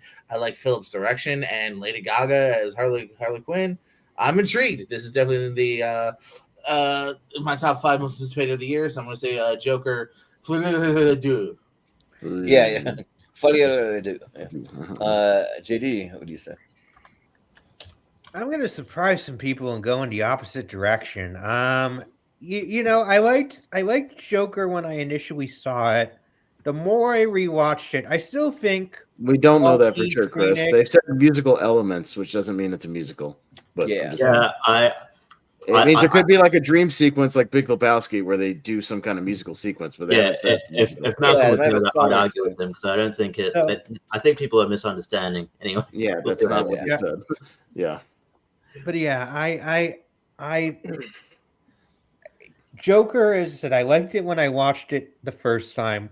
The more I've watched it, it's kind of gone down for me, especially since I've seen the King of Comedy since seeing Joker, and it's really, when you see the King of Comedy, it really, really comes apparent, like, just how much of a lesser of a kind of like imitation it is. Joaquin Phoenix still deserved his Oscar. I'm not going to take that away from him, but the movie overall has gone down for me a bit. As for this Founder Days, where we were talking about, good, bad movies, like I watched a trailer for it. It's a guy in who's going around in like this, like George, like this founding father, like killing people in in a gravel, like just going around killing people. It looks like it has the gimmick. That sounds like Thanksgiving that just came out. Yeah. Might be a trailer. I mean, apparently, this is Founding's Day. Founding's Day. release too. date is They're doing- January. It's basically it's basically there's a mayor election going on, and there's a guy in a founding suit killing people with a gravel. So yeah, Gravel or gavel? gavel, yeah, gavel. Oh yeah. Okay. Sorry, it's been a long day. So That's yeah, all right. I think the gimmick game is strong here. So yeah, I'm gonna go Founders Yeah. Day just to make it interesting. Sure. Richie. I looked up Eric Blomquist, and it's not giving me much confidence. The last thing he did, or the thing he does, first of all, he doesn't even have a Wikipedia page. And then the last thing he did, or the thing I can find, is from last year. It's a horror movie called She Came from the Woods, which can be found only on Tubi. Because I'm pretty sure Malcolm put a Tubi direct-to-video on this. This is not a theater movie. Maybe. Yeah, yeah. I don't know. This just feels. Yeah, I don't know. Yeah, I don't know, man. Like, surely you missed out. It's listed on Wikipedia. I did see it listed there, so I don't know if it's going to be in theaters or not. But. Yeah, I don't feel like this is coming to theaters. I think Malcolm screwed up. I mean, I know who Amy Hargraves is, but I don't know. But yeah, I'm looking. I guess it's anyway. It's no competition for me anyway. Joker. The Joker movie that everyone's going to mispronounce, Joker 2. And I don't think it's going to be as much of a musical as they think. I think it's like, hey, well, it's got good musical elements because Lady Gaga. I think it's it's going to have like you said, musical elements. So I think it's going to be great. I was sort of again, I thought they might have been pressured to do a sequel because don't think Todd Phillips was that keen initially. And I get it. It just felt like a self-contained movie, but I'm curious of the idea. So yeah, I'll go Joker. Yeah, I'm Austin. Sorry, apparently they're still doing construction upstairs, so I'll make it quick, which is pissing me off. But yeah, Joker 2, because Joker 1's in my 128, so that's all I'll say. Yeah. I'll just say that I think that the first Joker movie is an absolute masterpiece. I think that movie's great. And for me, I'm kind of the opposite of JD, where this movie gets better every time that I watch it. It has some of the most amazing trailers I've ever seen. And you just watch the little nuances. And there's little things that you catch when you watch it multiple times. And it just gets so, so good. And Lady Gaga's someone that surprises me. Like on paper, she seems kind of weird and I don't know, just different and quirky. But she can really sing and it just blew me away when she sang it. That song from The Sound of Music, "The Hills Are Alive," with The Sound of Music at the Oscars that one year, and blew everyone out of the water because it was everyone. Well, for me at least, I was just like, Lady Gaga to sing this, and then my jaw dropped. I'm like, whoa. And yeah, Founders Day, it seems all right. Yeah, it kind of sounds like a Tubi movie maybe, but yeah, so I'll go with Joker. I think it's gonna be good. Same director and Joaquin Phoenix back and all that. I mean, yeah. So Founders Day doesn't even have a Wikipedia page. I don't know where he found Founders Day. Yeah. No, yeah. As we watch the trailer, it's a very B movie. It actually might hit some theaters, from what I can tell. But yeah, no, this looks extremely. I did watch the trailer. It looks very. What's listed on the there's a Wikipedia page called 2024 American movie releases or something, and it's listed on that. But. All right, we got Robert Eggers' movie, his new version of Nosferatu with Bill Skarsgård, and then we got Ordinary Angels. So it's John. Oh, that movie already has a trailer out. Yeah, it's Alan Richardson and Hilary Swank. It looks like a Christian movie. It does kind of, yeah. I think it's. Want to save some time? Yeah, let's save some time on this one. It also looks like a Blind Side meets a Christian Ordinary Angels looks bad. This is a default put Nosferatu on there. Yeah. We're all in agreement here. Even though I do, again, when we finally do have a review discussion, I do have some questions about this one. Yeah, sure. I haven't been a fan of Hilary Swank's work for ages as well. The Hunt was fun. Yeah. Yeah, but yeah, I don't know. I think she phones it in a lot. Her So we've got cameo another in- movie her that cameo got in Logan Lucky was fun. Yeah, like, So She another- sucked in that. Like, everyone was good in the movie but her. Anyway. So two other movies that have trailers out right now because the Bike Riders was supposed to be out this month, like right now, and got pushed back. That's the biker movie with Austin Butler and Tom Hardy, and Arthur the King, which I've also seen the trailer for like 19,000 times. I know, in the so theaters right now because it's coming out in March. Yeah, it's the Mark Wahlberg with the dog, and they're doing the race, and that thing. So I'm sure most of y'all, if you've been to the movies in the last month, you've probably seen the trailer for that. But yeah, so there we go. JD first. Okay. Just going back to Paints by Numbers biopics, they do like while they do have like I have a soft spot for them. Even the Offer the King looks like a Paint by Numbers like true story movie. It looks corny as shit. That trailer's so fucking corny. Yeah, I'm gonna see it. But I admit, I agree with you. It looks whereas like the Bike Riders like looks like a legit movie. I don't know. I don't know what Tom Hardy's doing with his accent, but I'm Tom here Hardy. for it. And same thing with Austin Butler. Not sure what he's doing with his accent there, but I kind of like. I'm here for it all. To like, it just seems like an excuse for them to all do like weird accents, and I'm like, okay, I'm here for it. So yeah, Bike Riders, Bike Riders. Yeah, sure, yeah. But Richie, what do you say? Tom Hardy. Anyway, It's a movie. He made a movie about like a pant out of a pant flip, and it's like, oh, that guy looks like has like this accent. Sorry, I'm sorry. Yeah. I'm sorry. With the accent. I feel like Mark Wahlberg has more or less admitted in interviews recently that he's phoning it in, just taking anything. And yeah, he's sort of gone on this weird. He'll be in the pure. He's dangerously close to joining PureFlix. PureFlix and doing just doing super Christian movies lately. Because he just did one, and he's dangerously close to joining like all the people who are doing those now. Yeah, it's very cool. Yeah. So. In a come to Jesus moment or something. Yeah, like Arthur the King feels like it should be in the same universe as like A Dog's Purpose or some shit. Yeah. And that kind of thing. Exactly that. Yeah. Is Bike Riders sort of like supposed to be like a modern retelling, or like it was kind of like Easy Rider vibe, or I don't know. It's got like a '60s bike movie kind of vibe to it. Yeah, like a '60s motorcycle movie sort of a thing. Yeah. Also has Michael Shannon in it, and also Norman Reedus too. That's a cool. Okay, cool. Well, that's good. Michael Shannon's in it because Jeff Nichols also did Midnight Special and Take Shelter, the two Michael Shannon movies. So that makes sense. Yeah.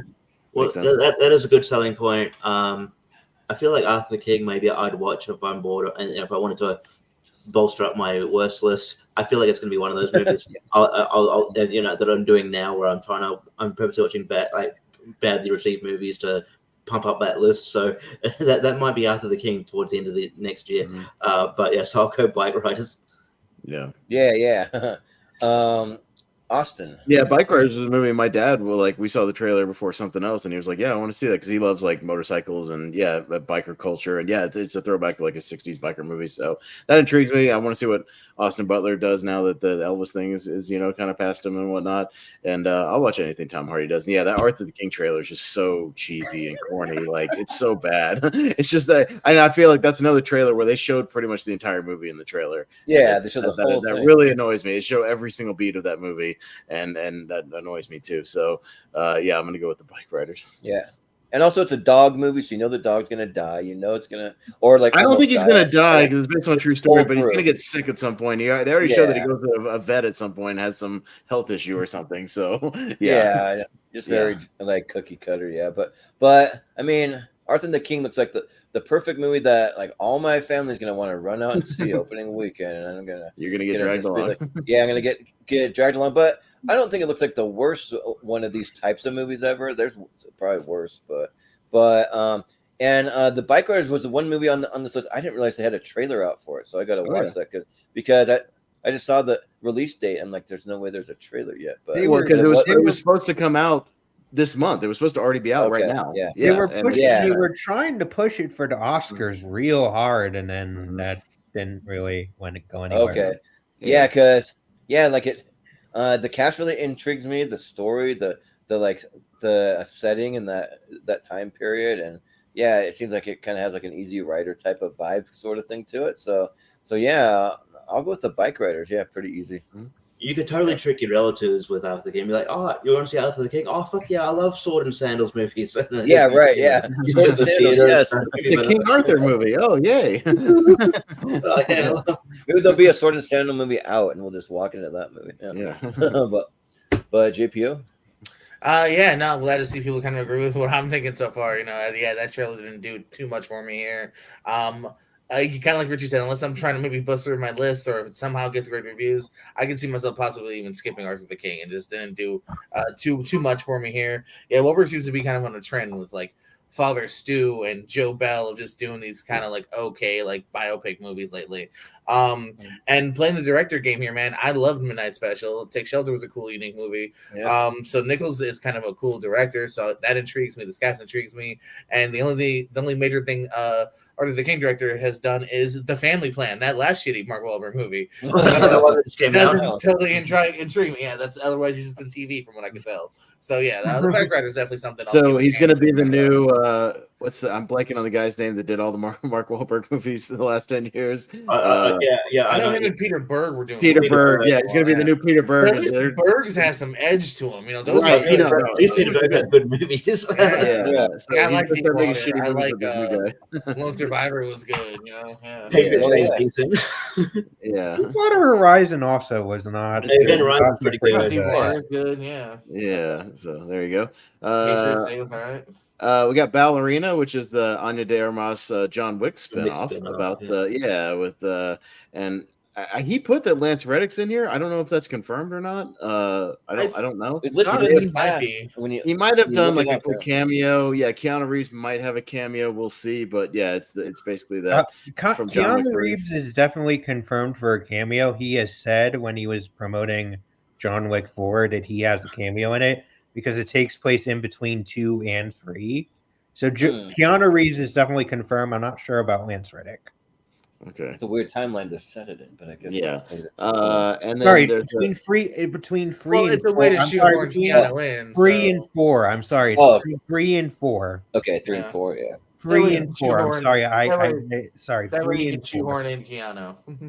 And then there's the untitled Universal Monsters movie, which if we don't know what it is, April 19th, I doubt this movie's coming out. Yeah, like I was about to say that. I'm like, man, like if I wouldn't even know this on the list.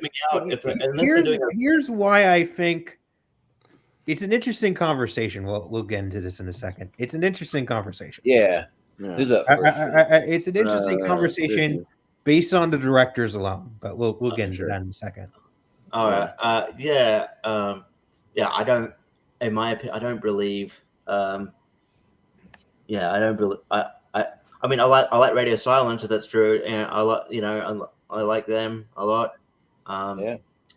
Wish they were directing the Scream 7, which I don't know if that's on this list anymore. Right.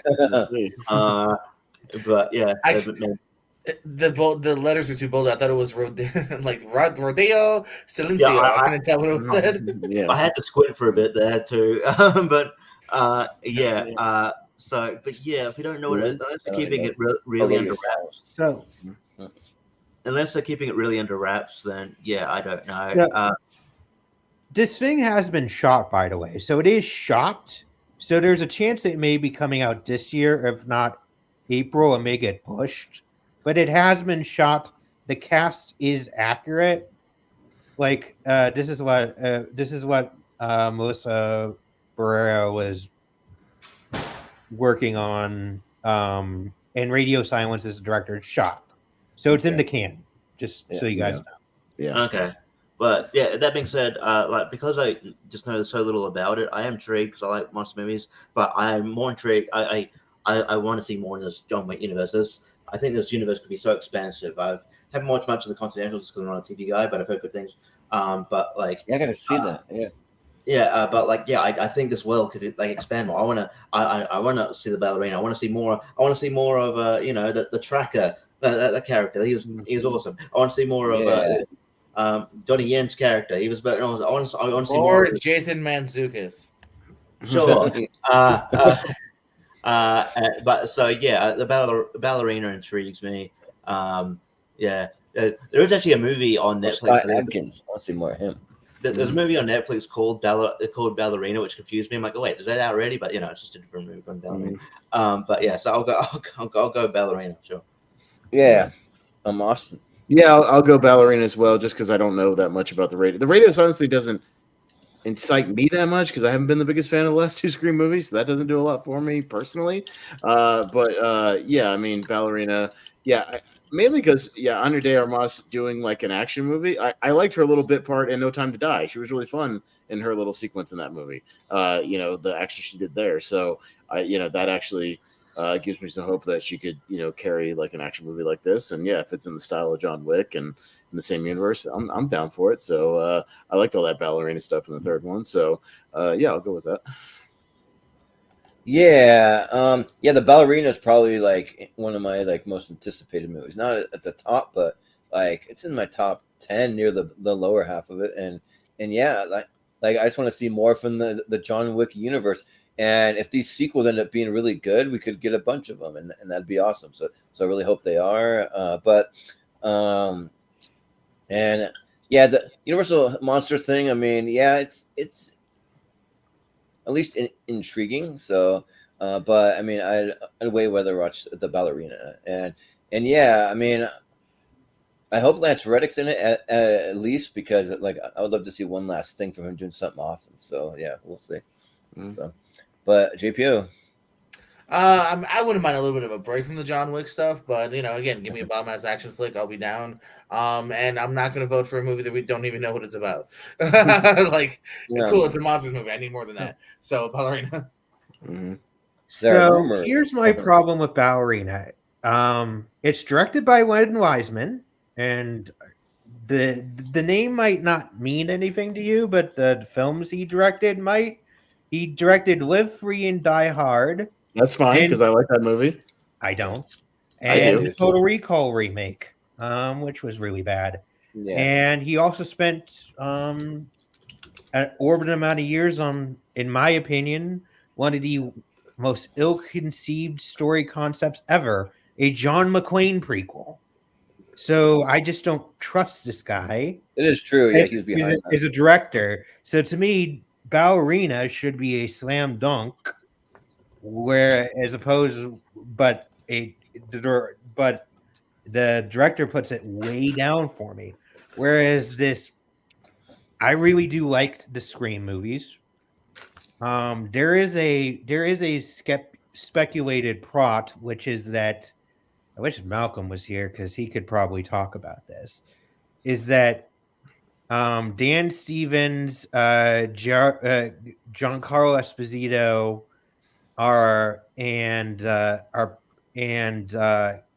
Kyle Newton are basically Giancarlo Esposito and Dan Stevens are kidnappers, and they kidnap Carly Newton and Melissa Beretta, but one of them. And that's where the rumor to be Dracula's daughter is coming from. One of them is actually Dracula's daughter. So now, the kidnappers become the hunted, and that's the rumored plot of the movie. Okay. Based on that rumored plot, based on the fact I like Radio Silence more than I like Len Wiseman, I like the cast, and I don't trust Len Wiseman.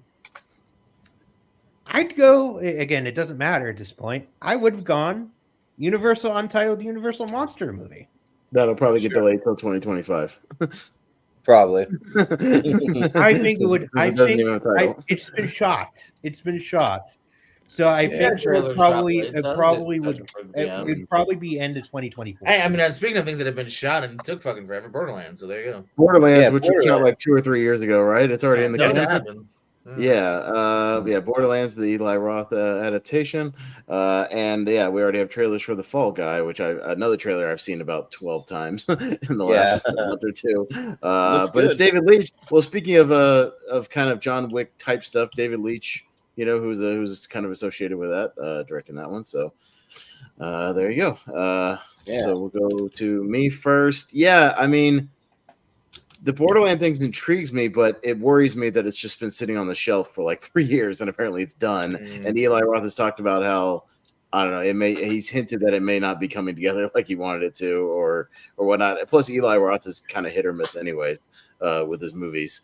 I didn't love Thanksgiving as much as everybody else seemed to like it. I thought it was fine. But yeah, I thought it needed to be sillier, honestly. But yeah, and the Fall Guy looks very, very generic. So I don't know. I guess I'll go the Fall Guy, I guess, because I haven't seen a trailer for Borderlands or anything, so I don't know what the tone's going to be.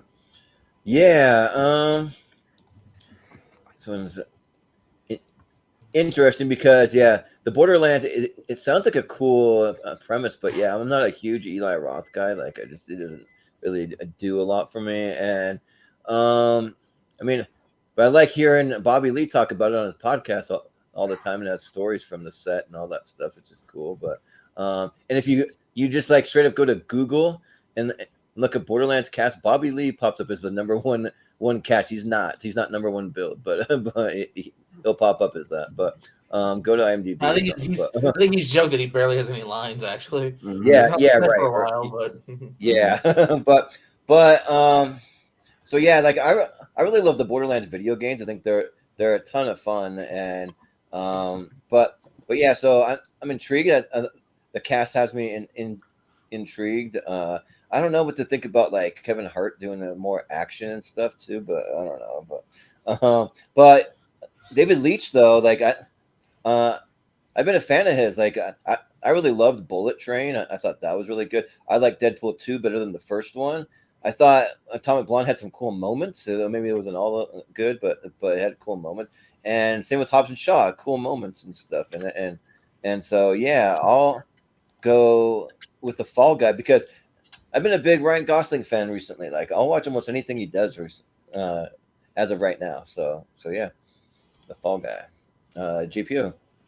Yeah, this was a bit tougher because the only thing really holding me back is actually David Leitch because weirdly enough, I think the trailer kind of held me back a little bit here. I think we've seen a lot of kind of just mediocre action or even rom-com movies recently here, whether it's Ghosted or the one with Bullock and Tatum, and even that last Cena one didn't do that great. So like I don't know, just it looked fine. I'm definitely going to see it based on the director and the stars, but it didn't necessarily give me the next level. While maybe a trailer could really hurt or help me, I'm going to give my vote to Borderlands. I think it's a really cool world. I've been intrigued for about 2 years waiting for this. I, too, listen to Bad Friends, listen to Bobby Lee talk about it. It's got a really cool cast here, and, like, even in, like, a maybe messy way, I can see myself just at least being anticipated for it. So we'll see, man. I hope it comes together better than we had hoped, and I'm just more intrigued. So I'm going to say Borderlands. Mm-hmm. Yeah. JD, what do you say? Yeah, I like all of David Leitch's movies. This looks really good. Ryan Gosling and Emily Blunt's chemistry looks really good. It looks really fun. I don't really like Eli Roth, and the only thing I ever liked of his was this one time he went family where it was like the house and the clock and its walls. Yeah, right. That's the one time I liked him. I got to be honest. His best film. It's the one time I ever liked. It's the one time he didn't go horror. So like, it's Fall Guy kind of by. That's why I'm intrigued. He's not going horror, so maybe he's just better not horror. Yeah, maybe. but Richie, what do you say? Yeah. Just a quick note that I didn't mention. Like, it'd be weird if that Frankenstein movie does come out, because then that will mean that that monster movie does come out. Because then that would mean that Catherine Newton and Dan Stevens both have two monster movies coming out the same year. But yeah, this one, I think the Fall Guy's been they've been trying to make that movie for a while. I think it's based on a TV show. Yes. Yeah. I think The Rock was attached to this at one point, like years ago. Because he's always attached to action movies. There was even a reboot at one point, like in between that. Yeah. But yeah, so I mean, I'm intrigued. I think it'd be cool. I'm down for a fun action movie. Yeah, Eli Roth, and I like David Leitch. Eli Roth does give me pause a little bit. I'm not a huge fan of him at all, really. Yeah, I don't know. Borderlands could be good. I feel like this might hold video game movies back when I think they're just starting to be good. But I never thought I'd see like Bobby Lee and Kate Blanchett in the same universe. Yeah, right. But we are going to see it. So it does intrigue me, but I guess because it intrigues me more because Fall Guy does look generic, but it'll be fun. But I'll go Borderlands by a hair. Okay. Yeah. What did you vote for? I stepped away for a second. Fall Guy wins. I went for Okay. Borderlands, but yeah, Fall Guy win. Okay, gotcha. I got the Book of Clarence, which comes out pretty soon and has a trailer out. Kind of about the black guy who wants to be the apostle kind of back in the day. And we've got The Watchers, which is the Shauna Shyamalan directed movie that's M. Night Shyamalan's daughter doing a horror movie, which sounds kind of like a Cabin in the Woods type horror movie. So you're saying this Cabin in the Woods meets Lost. You should read the synopsis. I think it sounds great. But... Yeah. So there you go. Jordan. Yeah. Dang, this one's pretty tough. Maybe low key one of the toughest matches for me because like I've been a big fan of Lakeith Stanfield lately. Like just like everything that he does has just been awesome. And then having James McAvoy, which I don't know if he's playing like Jesus or if he's playing something in there, but like no, it's kind he's of like based a around guard. that time. McAvoy's like a guard. Okay, yeah, but it's Or based he might around be that playing time, Pontius Pilate, maybe. maybe. But the movie looks like a lot of fun set in that world of like right around the crucifixion of Jesus or whatever. But the Watchers, man, just reading that premise just like hooked me. Like it just sounds like a really cool like thing where like she gets lost in the woods and then these people like take her away and into some she goes into some kind of shack in the woods or something, and then she gets held there against her will, and they put her in like a zoo type thing where like people are like watching her, and then she's like put on display in some kind of almost like a cage of sorts, like that kind of thing. It just sounds really intriguing, and I feel like probably M. Night will be like involved to like a decent degree because I feel like maybe like he doesn't want to see his daughter fail on the first time out there, but you never know. Maybe he trusts her enough to just go for it. I don't know, but I'll vote for The Watchers. Actually, that sounds pretty cool. And actually, funny enough, I'm looking forward more to this than the actual M. Night movie coming out this year. So yeah, The Watchers. JPO. I'm kind of with you, man. This one's a bit of a tough one because Book of Clarence has potential. I haven't seen it, but I heard good things about Harder They Fall from the same director, also with Lakeith. Lakeith intrigues me. The premise seems interesting. So on paper, I think it has potential to be great. I don't know, but again, maybe just based on kind of what I gear myself more towards and the fact that it's it's a different Shyamalan is definitely intriguing. And I haven't seen Dakota in a minute. All I guess she was in Equalizer 3, but still. I kind of want to see more of her, I guess. So, and that premise is kind of cool. So, go either way. It could definitely be Book of Clarence definitely has potential to be way better, but we'll see. I'm intrigued more by Watchers, so I'll say Watchers. Yeah. JD, what do you say? This definitely is close for me. Here's my concerns. It's hard for me to go Watchers strictly on the premise, and here's why. M. Night Shyamalan, which is a director I defend a lot. I think he has a very particular style, and it took him a long time to figure out how to make his quirkiness work in his movies and what works about his movies and what doesn't. But he's been on a streak lately. If M. Night is involved with this at all, I'm not. M. Night is he has a very particular set of skills, and it takes a deft hand to kind of deal with his quirkiness and with like his scripts and all. So like if he's trying to like mold his daughter in that way and like not giving the daughter the confidence to do this, that concerns me because he is a producer on this. Yeah. So that if that comment of if he's involved, like the comment Jordan you said where he was like, he may be more involved with this because it is their first movie and doesn't want that would concern me. I'd rather if he was more hands off and just let his daughter do. So I need to see a trailer before how I involved he can is. really. Whereas I have seen The Harder They Fall. It's a really good Western about it's like all these Western, it's like all these Western, African American Western figures, and it's really, really, really good. And this premise, also the trailer, again, it's in, it is like you said, it's in Jesus's era. He's playing a con man, pretending that he is also a prophet. And also Benedict Cumberbatch in this movie, and they have not shown him yet. So I feel like they're hiding him as like a secret weapon of some point to like be like a third act reveal. So like we even in these trailers, like we haven't even seen everything this movie has yet, and it looks really good. So I'm gonna go Book of Clarence. Yeah. Richie, what do you say? Yeah.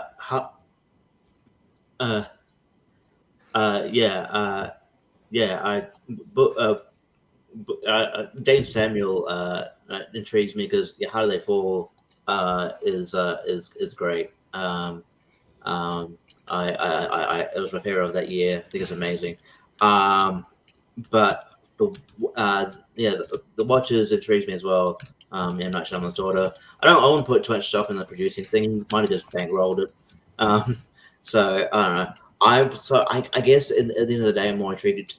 Even though I'll watch Book of Clarence, I will go. Yeah, I'll go The Watchers. Mm-hmm. Yeah, Austin. Yeah, I'm gonna go with The Watchers just because the Shyamalan thing. I'm a fan, so that intrigues me. So I'm going with that. Yeah. But, there you go. All right, guys. Yeah, we have to pick up the pace on the other side. We're at 2 hours and we got 32 more movies to get to. So on this other side, I'm going to push everybody 30 seconds, or I'm going to hit you with the banner. So I'm going to hit you with this. Wrap it up, Pete.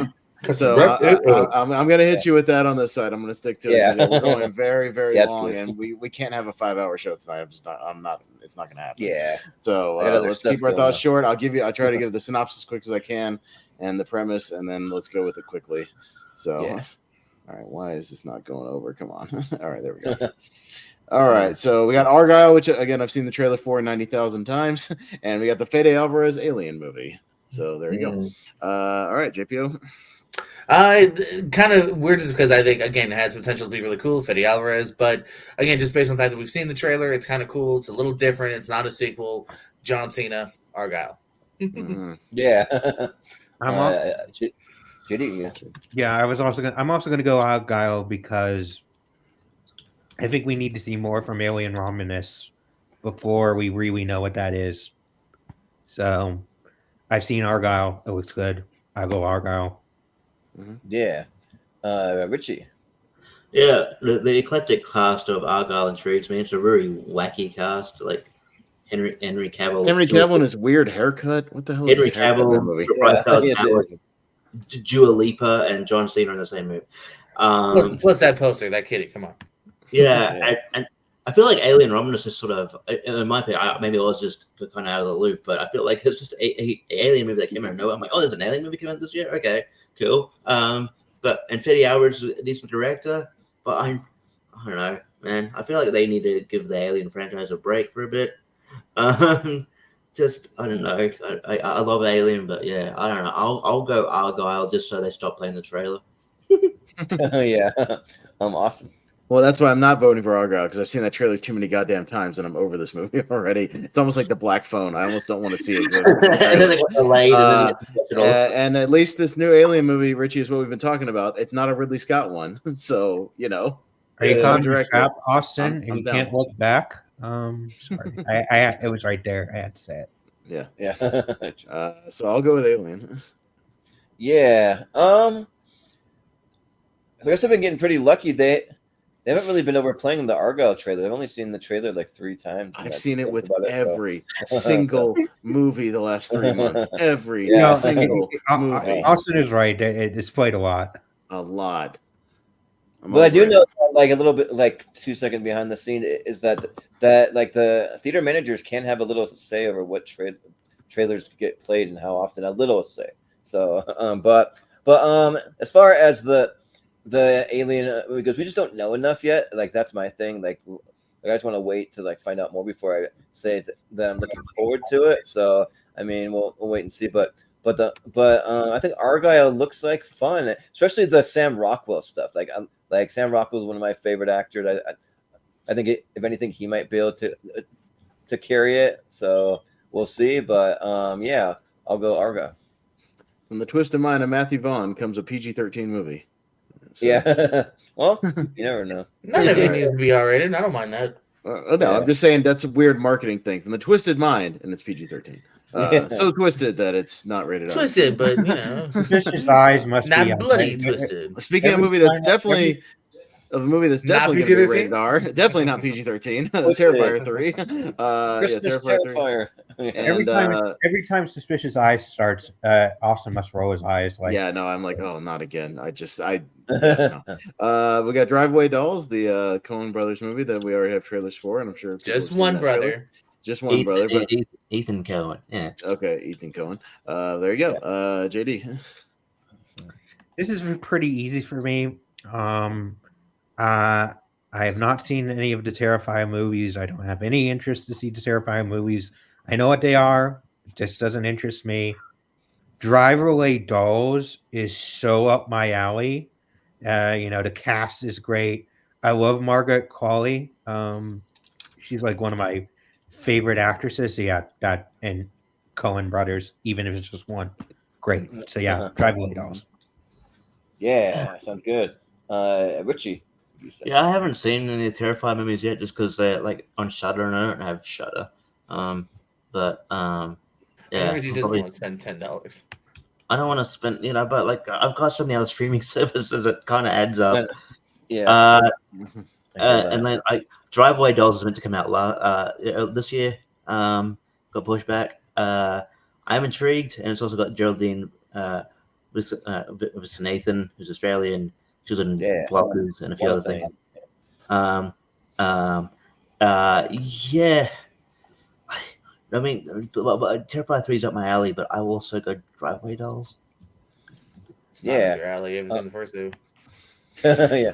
Austin. Driveway Dolls is one of those movies. I'll see it because I have Regal Unlimited, so I'll watch it. But I don't really have any expectations for it. We'll just see. If it's good, it's good. If it's not, whatever. Terrifier 3, I'm looking forward to. I know I've said the Terrifier 2 is too long, and I think Damien Leone has said he's heard that criticism and he's going to scale the next one back, and it's not going to be as long. So I at least appreciate that. And yeah, it being a Christmas horror movie intrigues me, and I just like David Howard Thornton's Art the Clown. He's fun to watch, and even just for the performance. So yeah, I'll go with Terrifier 3. It's up my alley for sure. Yeah, for me, I haven't seen the other Terrifier movies. If they're super gory, I won't get around them quickly. But super baby. Oh, super. The second one is super gory. Oh yes. First yeah. one. So yeah. So I probably, may or may not see them, but Driveway Dolls looked awesome. Like I think it looked great. I mean, even if it's just one Coen brother, like it looks like a really fun road trip movie. Geraldine Viswanathan, I'm a big fan of hers from like Blockers and that TV show that I always forget the name of, which is with Daniel Radcliffe. But I know you're talking about. The Miracle Workers. Just her and Margaret Qualley seem really great together in the trailers, and then you throw in like Domingo or Coleman Domingo from Fear the Walking Dead. You throw in Pedro Pascal, Matt Damon, which are probably in smaller roles, but I don't know for sure. But and then Beanie Feldstein. I mean, it's a good cast that all comes together, and like it's just them on a road trip, but they run into all these criminals and get wrapped up in like some kind of crazy criminal schemes and all that stuff. So it sounds fun, and it looks like kind of up my alley. So I'll go Driveway Dolls. JPO. Yeah, for shizzle. I've seen the first two Terrifiers. It's sloppy storytelling with a couple really memorable kill scenes. That second one is absolutely way too long here. So yeah, I mean, I'll definitely see the third one here for the simple gore aspect here, but otherwise the movies aren't that great in my opinion. Driver Adele's is definitely way more up my alley here. It's very Coens in a good way with a great cast. I'm so excited to see Beanie have fun along with the great supporting cast and those two leading ladies. I think look like they're having a ball. So I'm intrigued way more by Driveway Dolls. All right. There we go. Go down to Bad Boys 4, which we don't know a lot about, but it's got some new directors attached, I believe. And then The Amateur, which I don't know what that is. It looks like it's based on a book. Yeah, it definitely looks like a kind of a CIA spy book kind of a thing. So, directed by James Howell, but it's got Rami Malek, Lawrence Fishburne, Rachel Brosnahan. So, decent little cast there. But yeah, you misspelled Lawrence. Yeah, I know. Yeah, Lawrence is with the U. So we'll go to Richie. Yeah, there's not a lot to go off here. I legit thought that The Amateur said director Jason Mewes for a second there. I also was like Snooch. Yeah. Rachel Brosnahan, who's Lois Lane, and then this Superman movie. Directed the movie One Life that came out this year. I don't know what that is though. That's getting good, decent. It's getting decent reviews. So, mostly TV. Directed some Snowpiercer episodes, some Black Mirror episodes, things like that. Okay. So fairly new on the scene. It's hard to trust Google because when you look at the cast on Google, it says Hugh Jackman's in this movie. I don't think he is. I don't think so. I don't think so. I mean, there's not much to go off, but I guess if it comes out, I'll see it if there's nothing else on. Bad Boy, I guess Bad Boys 4 is like Will Smith's comeback, I guess. Attempted comeback. I mean, I think a lot of the negativity's gone off him and more on Jada Pinkett at this stage. I mean, like I didn't dislike the third one. It was fine for what it was. So I would watch Bad Boys 4, sure. Don't know if it's totally needed, but yeah, I'll watch the fourth one. So it's not like I'm not really like emphatic about either of these, but I'll go Bad Boys 4. Yeah. Austin, what do you think? I don't care about the Bad Boys movies, so whatever The Amateur is, I'll watch that over Bad Boys. I don't give a shit about the Bad Boys movies, honestly. I don't like Bad Boys. I don't like Bad Boys 2. I didn't see Bad Boys 3 for Life, so yeah. But by the way, shouldn't Bad Boys for Life be Bad Boys for Life? Well, yeah, but they already ruined that one with the last one, so yeah, you screwed up already. Good job. Bad Boys for third time's the charm. For more life. I'll go with The Amateur.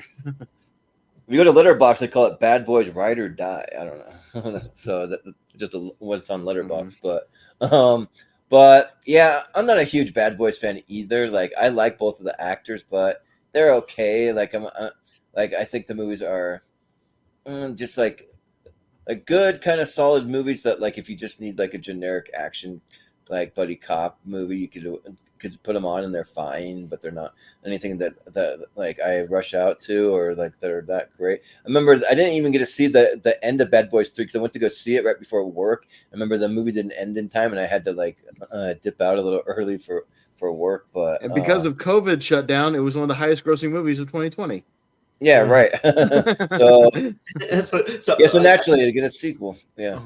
So that justifies getting a sequel. I mean, I feel like that's a bit you could kind of had a bit unfair advantage there. But anyway. Yeah, right.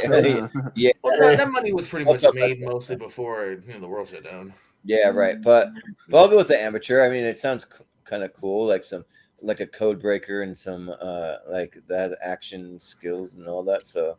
Or combat skills, I should say. So I'll go with The Amateur. Mm-hmm. Yeah, I'm JPO. Yeah, I'm always a little trepidatious when CIA is in the title because I feel like it'd be kind of exciting, maybe a little bit boring. We'll see. And yeah, I just don't really have a connection to the novels. And Rami Malek's been kind of iffy too. I feel like since Bohemian, so I'll go with Bad Boys 4. I think at the very least it'll probably be kind of fun. And like, I don't mind dipping with these two characters again. So, keep my wife's name out your fucking mouths. And I'm gonna have to dip for a bit. If you guys are done by the time I get back, love you guys. All right, sounds good. Yeah, we'll see you. Come back if you can. JD.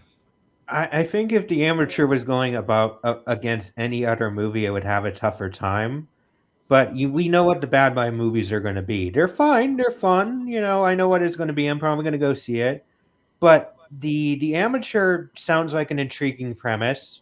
The cast sounds interesting, and I just looked up the director, and his two, you know, Black Mirror episodes, Smithereens and Hated in the Nation, are two of the better tense Black Mirror episodes.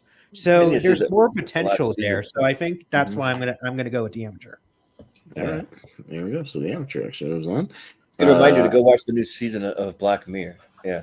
Got The Underdogs, which apparently comes out soon with Snoop Dogg. Yeah, it's got two G's, so that's Snoop Dogg. Yeah, okay. Yeah, it's Snoop Dogg, Mike Epps, George Lopez. That's gonna be terrible. So yeah, it says an It'll be NFL player agrees. Furiosa. You move it on. Furiosa. Yeah, let's move it Furiosa sounds like on. I Gridiron think Gang. It sounds Yeah, a lot like Gridiron Gang. yeah, but like Gridiron. I think at the same time we just move Furiosa because I think. Oh yeah, no, because it's a George Miller Mad Max movie, so that's what we're excited for. That one sounds like a Soul Plane type movie that I'm surprised what is coming out. So theaters. actually, it's more like I watched a trailer. It's coming out next month. It's more like a Bad News Bears kind of movie. Yeah, like that. With Snoop Dogg, but Snoop Dogg's playing whatever the coach. It might be, cool. We'll leave it behind regardless and just go with Furiosa. It might be based on a segment of Snoop Dogg's real life because he coaches some like youth like football and stuff in his real life. So yeah.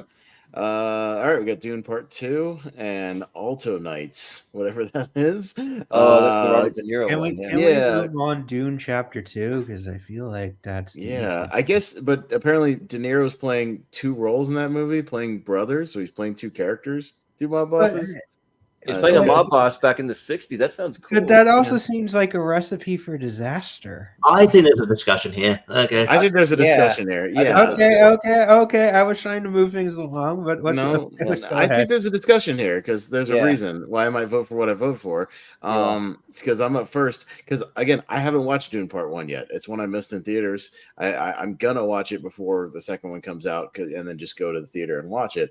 But yeah, I didn't know much about this Alto Knights movie, but yeah, if it's him getting back into like a mob thing and I guess playing like these mob brothers or something, I mean Barry Levinson is a decent director from what I remember.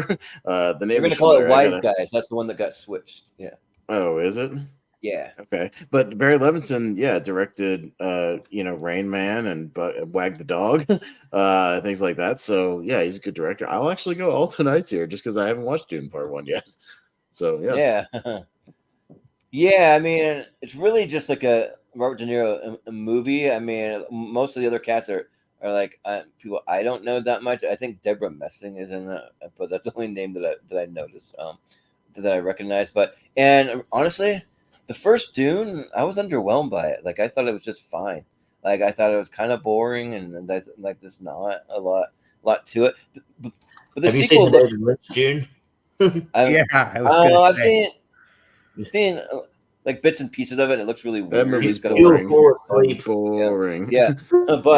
But this next one though looks like they're like adding like a lot of new cast members there, and we're kind of ramping up the action and like that kind of stuff. So that intrigues me more. But you know what? Like Robert De Niro being a gangster, just doing his thing where like he kind of shines. Like that kind of intrigues me more. So I'll go with Alto Knights. Yeah. So JD. Okay, here's my problem. Number one, I agree. Barry Levinson was a decent director, but his last couple movies, Rock the Casbah, The Humbling, The Bay, recently his track record has not been as good, would say. And I also see the potential because Robert De Niro generally plays or has in the past played gangsters a lot. I could see the potential of this being one of his phone-in performances where Dune is a visual masterpiece. So I was the world building of Dune is amazing. So I had to go Dune Part 2. Yeah, the visuals are pretty stunning. Yeah. So, but Richie, what do you say? Yeah, if you assume JD, you make an ass out of you and me. Because Yeah. I am like Austin. I haven't seen the first one yet, so I'm not as excited to see part 2 because I won't know what's going on. And yeah, Alto Knight Supremacy sounds interesting. So I'll go Alto Knights. Yeah. And Alternites, by the way, just a quick note. It says it's written by Nicholas Pileggi, who wrote Goodfellas and Casino. So it could be yeah. really good. Could be good. Yeah. Yeah, I never Wow. know. All right, well, there you go. Sorry, dude, but we'll see. I don't know what Jonathan Peck was saying in the comments. I'm like, I think he was talking about me not having seen Dune yet. oh, okay. But Richie's in the same camp, so Okay. I'm just waiting at this point. I'm waiting at this point because it might feel like a more cohesive movie if I see the first one and then the next day go watch the other one. You know, like Yeah. it might feel like a big movie or something. Because I heard people going like, I don't know, it didn't feel like a complete movie, so I'll just go do that. I'm just waiting. Yeah. So this one we're just gonna move over Deadpool 3, right? Yeah. Is anybody really actually excited for the same director? Yeah, for no, Barry I don't Jenkins think directing so. the The only thing I'll say is that let's move it over. I'm not gonna deny it, but the only thing that makes it interesting, it is Barry Jenkins, and the fact that Barry Jenkins is following up with this does make it somewhat interesting. But yeah, Deadpool 3. Let's put It Deadpool. confuses me what it is. It's a sequel, but also a prequel. I don't know. The only thing that Barry Jenkins is the only thing that makes it interesting. the only thing I would say is why that first movie was so bad, so atrociously horrible. Why would they make a sequel? Why? Because it made $1 billion. That's why. I don't know how. Somehow. Why it would did. Barry Jenkins? There has to be Yeah. something there if Barry Jenkins is going to follow up if Build Street could talk with. Yeah. But with So- Mufasa. Raise your hand if you're voting for Deadpool 3 then. No, Okay. no, we're moving it. I'm just saying that's the only. I just wanted to make that. Yeah, comment. yeah. No, I know, I get it. So, all right, we'll move over to Deadpool 3. Deadpool kills the Fox universe. Yes, I'm down for that. All right. So we got Red One, the movie where I guess the Rock is getting where the Rock is getting paid like $50 million or something, right? Is that the movie? And Ori's been and delayed making the 3 times. the highest paid actor in Hollywood. Yeah. So. Jesus. All right. Versus I guess it looks like a Netflix movie, Orion in the Dark. Oh, that's coming out soon. I've seen the February. Yeah, it's an animated Netflix. It's in the trailer for it. Yeah. Okay, so 2 Netflix movies then, right? Because isn't Red One a Netflix movie? Yeah. No, actually, now it's being released by Focus Pictures, and that Red One is going to be actually theatrically released by a company. No, I'm talking about Orion in the Dark. Oh yeah.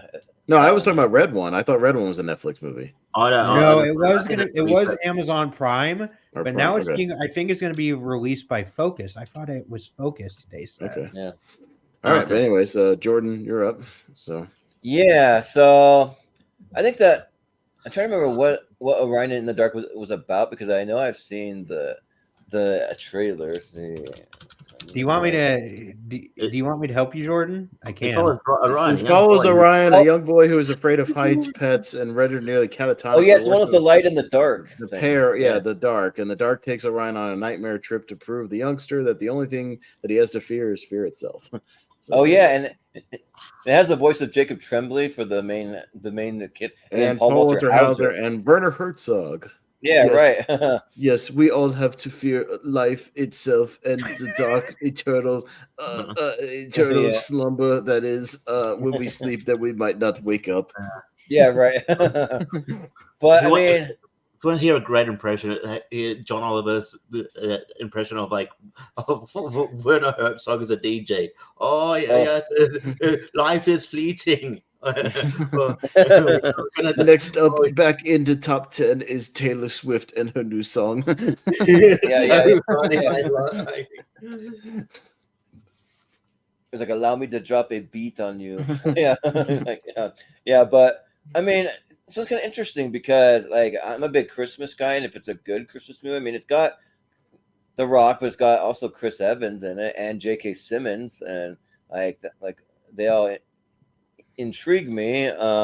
And Ryan in the Dark actually looked good, and like I think like if I can champion a unique animated movie, it just looks like a pretty unique thing, and I think it's from DreamWorks, I think, but and yeah, like it looks really cool the way that the animation's done. I watched the trailer, and they make the light and the dark different characters, and they're like pretty cool. So yeah, I'll go Orion in the Dark, even though I championed for Red One to be here, and like, and it is close, but I'll go with Orion in the Dark. JD, It's gotten a lot more. Would have been if it actually came out. Red One was supposed to come out like this year, like it was supposed to come out. I would have. It would have been. I probably would have gone Red One. But now this has like Morbius stink. Red One has Morbius stink on it. It was supposed to come out end of 2022. Then it was supposed to come out this year, and now it's getting moved to end of 2024. Like this to me, this has Morbius written 2.0 written all over it, whereas Ori in the Dark does look like a fun animated movie. So I'm going to go Ori in the Dark. Yeah. Richie. Yeah. Steven. Yeah. Look, I love The Rock. Obviously, I was like, he's my favorite wrestler growing up, and I followed his career. But, I don't know, man. Like, just feels like he's really into just being, this, movie star. No one needs that amount of money. Just nobody. Yeah. You can't just buy it. You're not doing an important job. Just you're acting. Obsessed with movie stardom. Yeah. But I don't know. Like, it does give me confidence that he's doing that Mark Kerr movie. Where well, he might be interested in acting and not just be a movie star. We just anyway.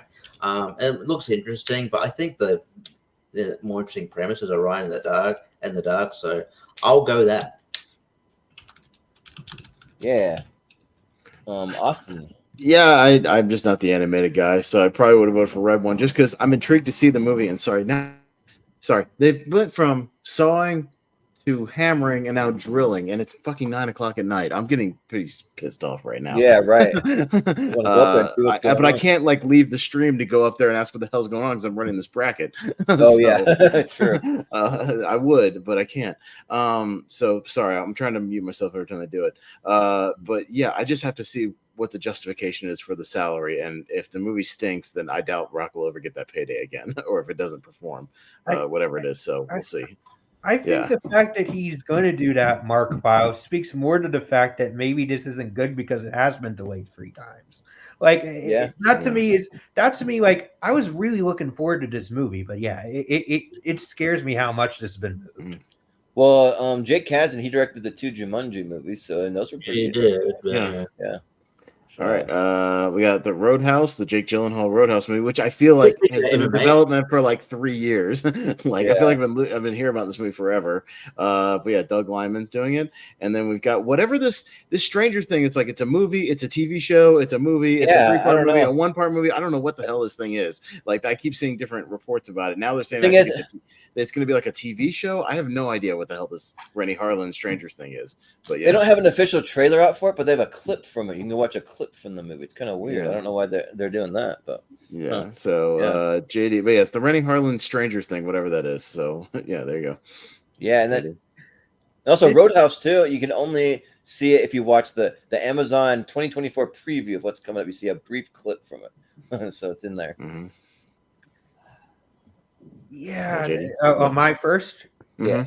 Yeah, this really feels like a lesser of 2 evils here because Roadhouse, I don't know why they're remaking Roadhouse, and they've been trying. When it was supposed to be Ronda Rousey back when she was in the UFC, that made sense. But that's how long they've been talking about this movie for. Yeah. And then, at least The Strangers, I know that it's going to go for its tailor audience. So I guess by default, I'll go to Strangers Chapter 1. But I'm not really looking forward to either of these movies, if I'm being honest here. Yeah, also in the Strangers clip, it looks like the same house that Liv Tyler was in for that movie. It looks like the exact same house. It's weird. I don't know why they're doing that. But Supposedly, it's a But, remake. They're remaking the first two, and then adding a oh, third maybe that's one, what it is. Yeah, and remake. remaking it. So like it's going to be like a whole trilogy. Apparently, Yeah. that's what they're saying. Yeah, but Richie, what do you say? Yeah, The Strangers just seems weird. I don't know what it is. Doug Liman gives me some confidence because he's a good director. But yeah, I don't know. This has been in development for a while. Yeah, like it was meant to be a Ronda Rousey one, but then Ronda Rousey got knocked out by Holly Holm, and I'm like, oh well, it's done with you. You're not as you're not superhuman as we thought. No movie Yeah, stuff. right. And she's not a great actress at all. She's terrible. And Conor McGregor's got more charisma, I think, so it kind of fits. If this, they actually filmed a scene at an actual UFC event where, like, you could go check online, Jake Gyllenhaal takes on a former UFC fighter named Jay Haran, and then they're just like, it's just so weird. The crowd are getting into it, but it's clearly like, yeah, it looks so. Yeah, it's obviously The weigh-in thing too. Like apparently there's a weigh-in scene too. Like it's yeah. Sorry. Yeah, Dana What White does that was have anything to do with Roadhouse, though? Because he's an ex-UFC fighter in the movie. So that's what they're going for. They're going to show like his backstory in this, Mhm. and he's an ex-UFC It's fighter. an ex-UFC fighter who gets kicked out for punching after the bell. That's what the scene is. They film it at an actual UFC event with actual fans but yeah, I'm intrigued. And we'll see. Maybe Connor will get get some praise over this and just go into acting. So I'm not convinced he's into fighting anymore. So I don't know. I'll go Roadhouse. Yeah, Austin. Yeah, I'll go Roadhouse mainly because Rennie Harlan hasn't directed a good movie since the 90s. So that's my primary reason. So I have very little hope for whatever the Strangers thing is. And yeah, Doug Liman's a good director. And they put out that picture of Jake Gyllenhaal. He's freaking jacked. He looks like AJ Styles when he came back recently, Richie. he looks gigantic. So yeah, there you go. At least he's in shape for it. So I'll say Roadhouse because I'm at least have more hope for that one over the Strangers movie. Yeah, and the fact that they're making it a remake, because like I actually do believe that, because seeing the clip, it looks like the same house, the same like things Liv Tyler said, the same exact everything. I'm like, what is this? This is weird. Like, but it's a different actress doing it, and so like that takes me out of it. Why are they remaking it? Just do like a different version of it, because like the first Strangers is like one of my favorite horror movies of all time. Like I love the first one. I skipped the one in a trailer park because that just sounds like a dumb premise. Because like how hard is it to escape a trailer? I don't know. It just doesn't seem that hard. But yeah, Roadhouse seems intriguing. Doug Liman, the director of Edge of Tomorrow, so that's pretty good. And yeah, I'll go Roadhouse. All right, we'll go Roadhouse. Go down to If, directed by John Krasinski. It says a young girl has an ability to see people's imaginary friends who've been abandoned by the kids once they grow up, I guess. But it's got Ryan. It also has Awkwafina in it. It's not listed. She is. Oh, Jesus Christ. She is a voice in it. Yeah. Is it an animated movie? No, it's like hybrid. It's hybrid. It's a hybrid? Oh, so she's one of the animated voices then. Yeah, she's a voice, yeah. Is she in this one? Is she in the Garfield movie? Oh, is she in the Garfield? I don't know. I'll look it up. But yeah, the new Garfield movie with Chris Pratt as Garfield. So there you go. Yeah, she's the voice of Nermal. Yeah. So Richie, you're up first on this one. I just like you keep seeing the trailers for like Argyle, which I do now too. If right. I do, because I guess I've seen the animated movie. I keep seeing the trailer for Garfield now. And oh really? Oh, I haven't seen it at all, the trailer at all. So okay, interesting. I haven't seen it at all either. I've only seen If a million times. It actually looks better than I thought it was going to. So maybe it'll turn out like the same in terms of quality. It won't turn out the same box office wise as Mario, but it'll maybe turn out like quality wise, it might be actually be a decent film. I mean, you can only go up from the Bill Murray films, to be honest. So yeah, I mean, If has got a good premise. Not like, I don't know. It's gonna sound like very personal, but I think John Krasinski's a bit off himself. But But like, yeah, and I liked Quiet Place, so and yeah, so I don't know, it's just hard. Phoebe Waller-Bridge annoyed me, and we'll get to it in my own your worst of. And and you know what? I'm gonna go Garfield. Fuck it. Sure. Austin. I'll just go if, because John Krasinski's a good director, so maybe he'll elevate whatever this thing is and make a good kind of, I guess, a family-ish kind of movie. So Awkwafina's way down in the cast, so maybe she'll only be in it for like a minute. So Yeah, right. Yeah, there you go. But I'll go with that. Yeah, this is my trailer that I've seen a million freaking times over and over again. The whole thing with Ryan Reynolds going up to him, where he's like doing that and like making him not speak. And he's like, if, just wanted to say it over and over. It's like, gosh, shut up. It's like, you're freaking annoying. But, and yeah, it just kind of takes me out of it. And some of the stuff they do, it's just not like it just looks kind of cringy to me. I don't know. Like it just, but Garfield sounds cringy. I remember when I went back to Boise for Christmas, I was hanging out with Chris Scott. We saw Ferrari, but he's talking about movies he's really interested in. He's like, yeah, I'm so pumped for that Garfield movie. And I'm like Garfield, like those first Garfield movies, like some of the worst movies of all time. He's like, oh, this is totally different. They're doing like an original script. It's just totally something different. They're really paying respect to the comics and all that. I'm like, oh, okay, if you say so, whatever. Yeah, so I'll go Garfield, but I'm not excited. I won't probably vote for it again. So Garfield. Yeah. Speaking of films that are probably hiding musical elements in it, If is definitely hiding some musical elements in it, because it looks like in that trailer there are definitely some musical numbers. Maybe But so. that being said, that Garfield trailer just noised the crap out of me. I mean, they're doing the opening scene is Baby Garfield, and they're doing that just so they could have advertising and stuff.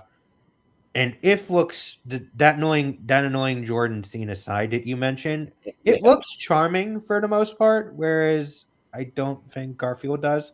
So I'm gonna go If. Okay, so we have a tie, so we'll kind of reset the tie thing, and we'll go to JD. You can vote for either one. Yeah.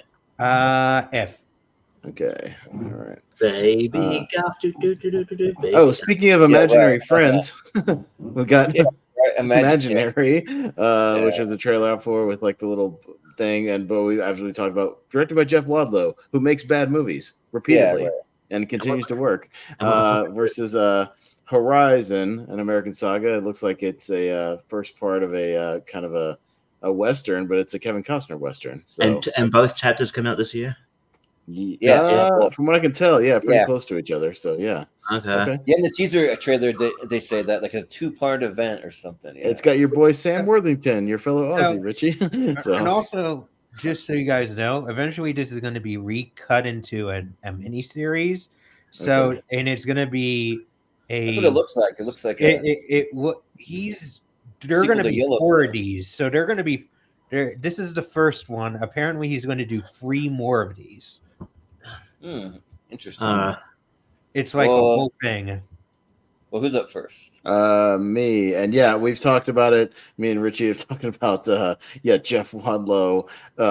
Recently the director of Fantasy Island and Truth or Dare and the Memoirs of an Assassin, the Kevin James thing, Never Back Down. Yeah, I'm sorry. Jeff Wadlow sucks. I don't know why they keep giving this guy money to make movies. He's bad. He's a bad director. I have no hope for Imaginary that it'll be good. Maybe it'll be horrendously bad like Fantasy Island, where I'll just shake my head the whole time and it'll just maybe I'll watch it to make my worst of list. So yeah, I'll go with Costner's a good director when he does direct. And him doing westerns are right up his alley, stuff like Open Range. He does good stuff with that. So I'll see Horizon. Yeah. I don't know who those cast members are from Imaginary. They're probably not well known. Betty Buckley. It's a bunch of unknowns mostly. Yeah. Oh, DeWanda Wise.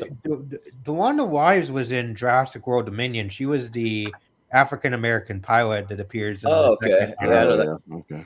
Which apparently, I didn't know there was a director's cut for Jurassic World Dominion. Someone was watching that the other day and like posted about it online. I'll have to check that out sometime. But anyways, I remember going to see the the Hunger Games movie with my family over Thanksgiving time, and I'm sitting next to my mom, and this imaginary trailer comes on, and she's just like cracking up laughing. She's like, "What is this? This is like the stupidest thing I've ever seen." And like she's just like laughing pretty hard, and like I almost kind of with her. I usually try to refrain from laughing like that in the theater because it can kind of annoy people, but yeah, like it looks bad. And Horizon actually looks pretty good. There's just a short little teaser out that doesn't show much. It's just literally him kind of just riding off in like the Utah, like southern Utah kind of prairie area, and then he like pulls out a gun like he's shooting at something. So I mean, not much there, just like generic Western stuff. But it's Kevin Costner, and so I'll vote for Horizon. Oh shit. Giovanni Ribisi's in Horizon. God damn it. Oh, jeez. Shit. He's not a fan. That's a running joke, JD. Doesn't like that guy. I'm not a fan of Giovanni Ribisi. Yeah. But what do you say here, JD? This is close for me because I actually do like Fantasy Island. Sorry. Oh my god, that I movie do like sucks. you and Malcolm could be on I my had a fun time with Fantasy Island. I'm sorry. Take a shot every time Michael Pena says the island in that movie, and you'll die in 30 minutes. Also, that I know a lot about Horizon, and this is basically Kevin Costner's like Avatar. This is like his opum opus. He's actually he's partially financing this thing. So I think just for the fact he left Yellowstone because he couldn't wait any longer to do this. I guess I'll go Horizon, but it's close for me. I'll be honest. It's a lot closer for me than I think it is for everybody else here. Yeah. Well, Richie, what do you say? There is a 6 degrees of separation between, like, a connection between sort of movies that we get, I guess. Betty Buckley was Virginia Earp in Wyatt Earp, the Kevin Costner movie. So, she was. Oh, okay. But yeah, I don't mind Kevin Costner's westerns. I do feel like some of them are overly long. I feel like something's going to be. Wyatt Earp didn't need to be as long as it is. Jesus Christ, that movie's long as hell. But yeah. At the end of the day, I think it has more of a chance to be good than Imaginary does, unless he somehow knocks it out of the park, which is just the odds of it happening are slim. So the odds are not in your favor, Jeff Wadlow. Yeah, I'll go Horizon. Yeah. All right. Horizon. Okay. Go to the anime. Is it the animated Lord of the Rings movie that's coming out? Yes, this is the animated Lord of the Rings. Right. The animated. So not since the 70s have we seen an animated Lord of the Rings movie. So the animated Lord of the Rings movie against another animated movie, Kung Fu Panda 4. So co-starring Awkwafina. Awkwafina, yeah. Ugh. She actually has a bigger role in All right. But she's essentially the co-lead of Kung Fu Panda. For fuck's sakes. God damn it. They're going to ruin that franchise. It's a movie set in Asia. You have to have an Asian, who's the upcoming Asian star? Awkwafina. Jackie Chan, wasn't he in one of those? Put Simu Liu in it or something. Somebody besides Awkwafina.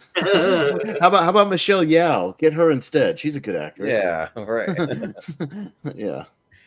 Also, Anna Shores actually made a good point about this. She probably signed on for most of these animated movies around the time she did The Farewell.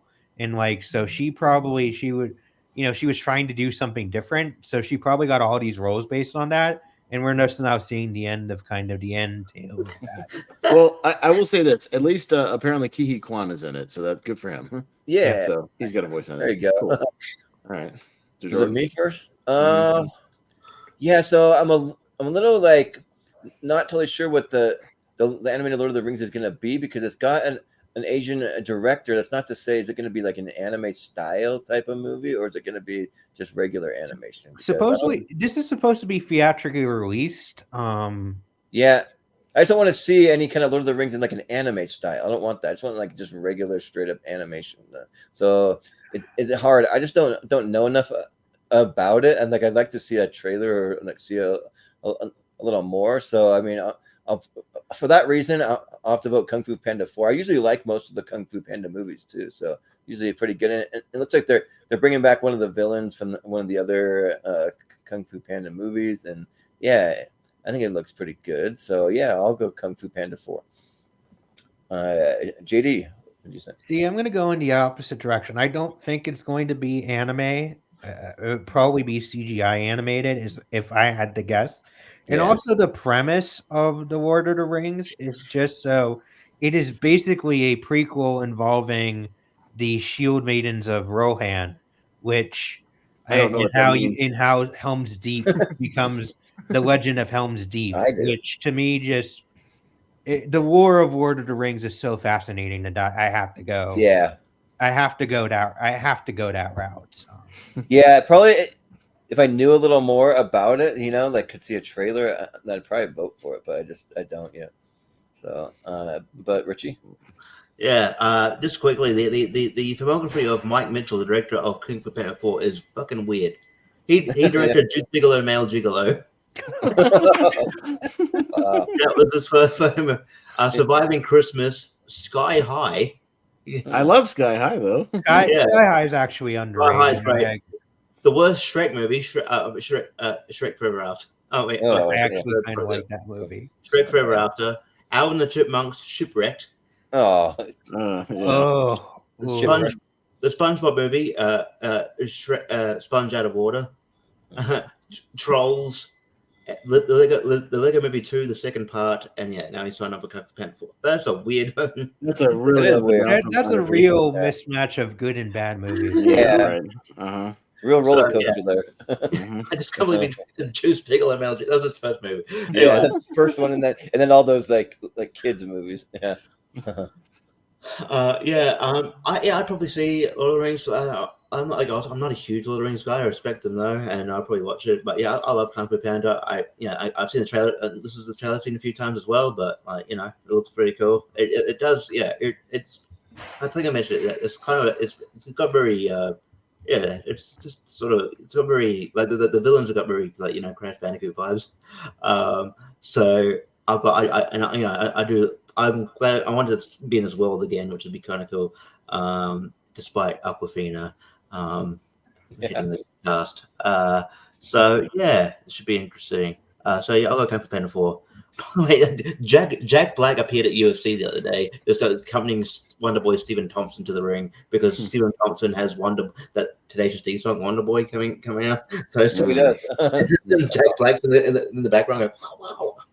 Yeah, that's a good song though. Yeah, but Austin, mine will be short and sweet. Yeah, despite the Aquafina thing, I'm way more into Kung Fu Panda. I love the first one. I like the franchise. I'm more of a Kung Fu Panda guy than I'm not a Lord of the Rings guy. So I don't even know if I'll see that movie, whatever it is. Maybe, but we'll see. So yeah, it's a tough movie because it feels like it's just for the diehard Lord of the Rings fans. It's not for anybody else. So we got Beetlejuice 2, which is in the can, so it's done. It will come out this year.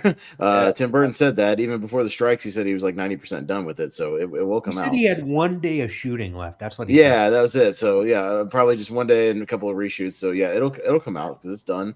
And then Spaceman, which actually we had in last year's anticipated thing. I remember because I put it in there. But it just got delayed. It's Adam Sandler as like an astronaut. But it's also got Paul Dano and Carey Mulligan. So there you go. But it's a Netflix movie. So we'll go to JD. This is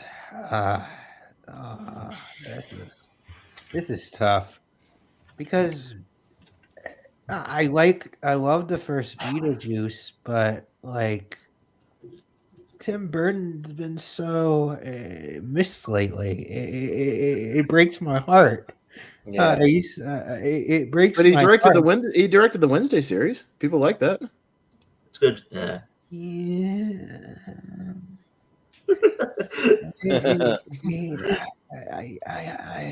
But Spaceman, there was only like one little teaser. Although the premise, Adam Sandler's playing a spaceman and Paul Dano is playing a robot, so that has the potential to be delightfully weird. I guess I'll go Spaceman because I feel like the rest of you are gonna go Beetlejuice 2 just based on how this has been going so far. Well, But you never I'm going to know. be honest with you. I couldn't. It's a pick 'em for me. I really. Yeah. Well, Richie, what do you say? I wouldn't be so sure. This is kind of tough. Beetlejuice 2 does intrigue me just because it got like a lot of the cast back. Like a sequel this long after the original can go either way. Yeah, but like Spaceman, I think you see Adam Sandler, you think, goofy comedy. This is not a comedy at all. It's going to be a sci-fi drama. Yes. So that's got me intrigued. Yeah. Yeah, and then the cast is good. So I don't, and Adam Sandler's really good at drama movies, and I think he's finally leaning into that. So I am really looking forward to Beetlejuice 2. Hope it's great, but I'm gonna go Spaceman. Yeah. Austin. I will say I think Tim Burton works best when he's dealing with properties that he created rather than remaking other people's material. So I think he's going back to a universe that he created, so which is fine. I don't think Michael Keaton at this point in his career would do it unless he probably thought there was something to it or some more stuff to explore with that character. And I still think he can jump into it. Yeah, I mean, we'll see. I'm sure a trailer will come out, pretty soon. Yeah, but I will see Spaceman. Yeah, because I was intrigued by that. That was one that I added that I thought was intriguing. But I'll go Beetlejuice too, just because I like Michael Keaton and I want to see him. I hope you're right, character Austin. I hope I'm right too. And but Tim Burton, Yeah. that's his baby. Beetlejuice is his baby, so I don't think he would really do it just to do it. But yeah, he did do the Wednesday thing, which a lot of people like. So with Jenna Ortega. So yeah, I mean, that gives me a little bit of hope. So I'll roll with that. Yeah. Gosh dang it! I'm trying to look up an extended synopsis because I can't read that synopsis, but it's making me freeze up, so I can't do it. But an astronaut sent to the edge of the galaxy to collect mysterious ancient dust finds his earthly life falling to pieces. He turns to the only voice who can help him try to put it back together. It just so happens the voice belongs to a creature from the beginning of time lurking in his ship. So there you go. Yeah. So yeah, that sounds like pretty intriguing to me, and also John Rennick, he directed that series Chernobyl, which I heard was really good. I haven't seen it, but so yeah, that gives me some hope for it, and yeah, Paul Dano, he's been killing it recently, and I've never been a massive Beetlejuice fan. I think the movies are good, but I don't really have the nostalgia to where when I walk into a Halloween store during Halloween, they have an entire wall of costumes just dedicated to Beetlejuice stuff. And I'm kind of really? I mean, I guess I'm not the demo for that, but I do like Beetlejuice to a point. I grew up watching the cartoon. I watched that before I watched the movie, actually. And so I was more familiar with that. I only seen Beetlejuice 3 years ago for the first time or something. But yeah, so I'm a massive Adam Sandler fan, and when he does dramas, it really hits. And he's being the first astronaut from the Czech Republic, and I think that it sounds pretty good. So I'll go with Spaceman. Right. That weird thing where again, I am rooting for Tim Burton because when he hits, he really hits. Yeah. That weird thing where sometimes actors produce things randomly. The producer of Spaceman, one of the producers, Channing Tatum. Weird. Weird. Yeah. It is weird.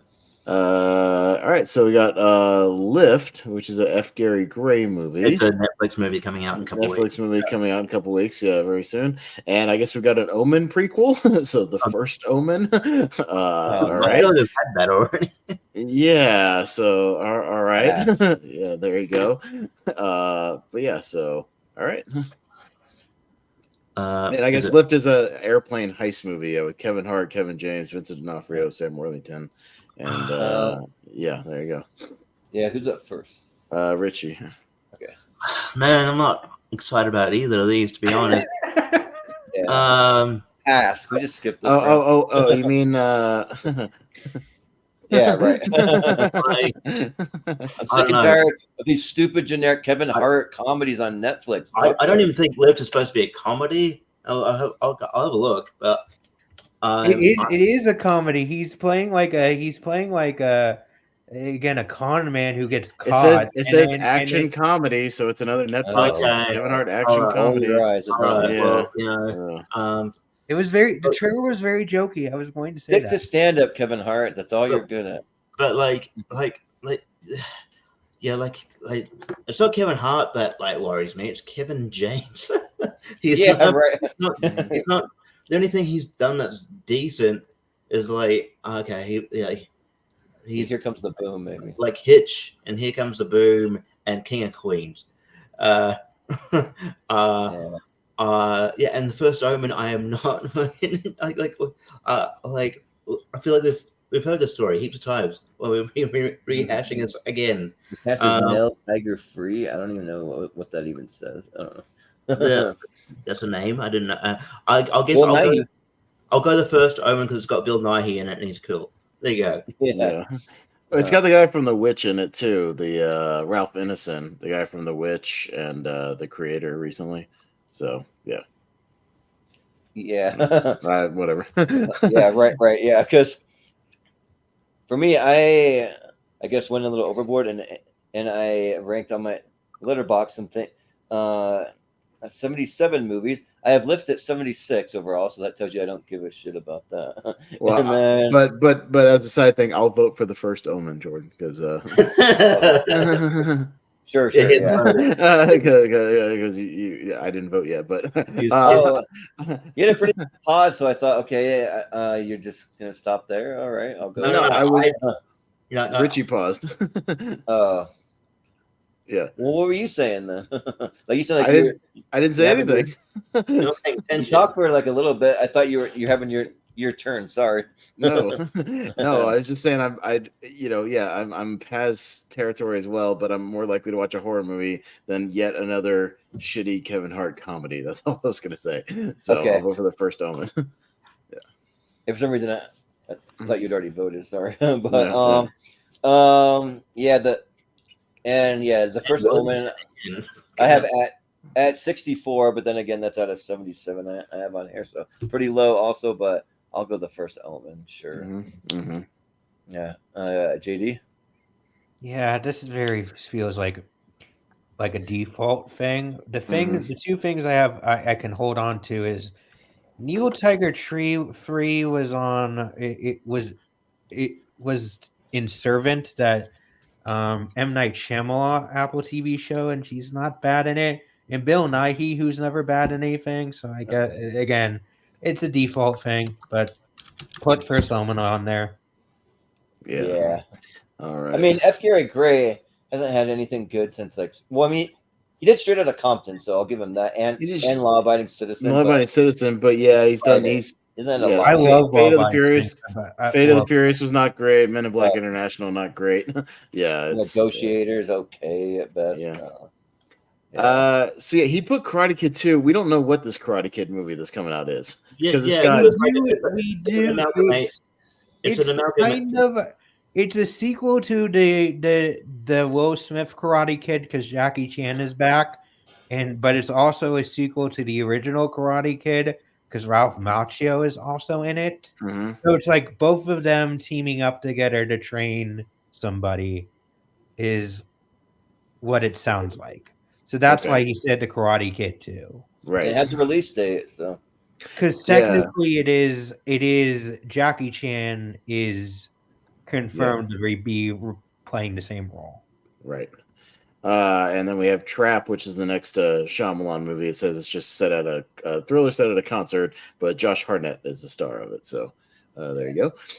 I'm at first just because I don't know what this Karate Kid thing is, and I think it's weird that they're trying to shoehorn the Cobra Kai stuff in there. That's weird to me. I always felt like those were just separate universes, so I don't know why we're trying to do a crossover or even continue that.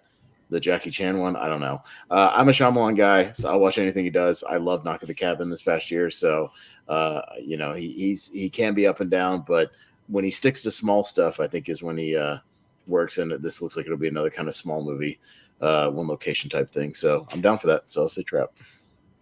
Yeah, Trap sounds like another one of those like one location M. Night Shyamalan movies, maybe, but which have been mostly good, but.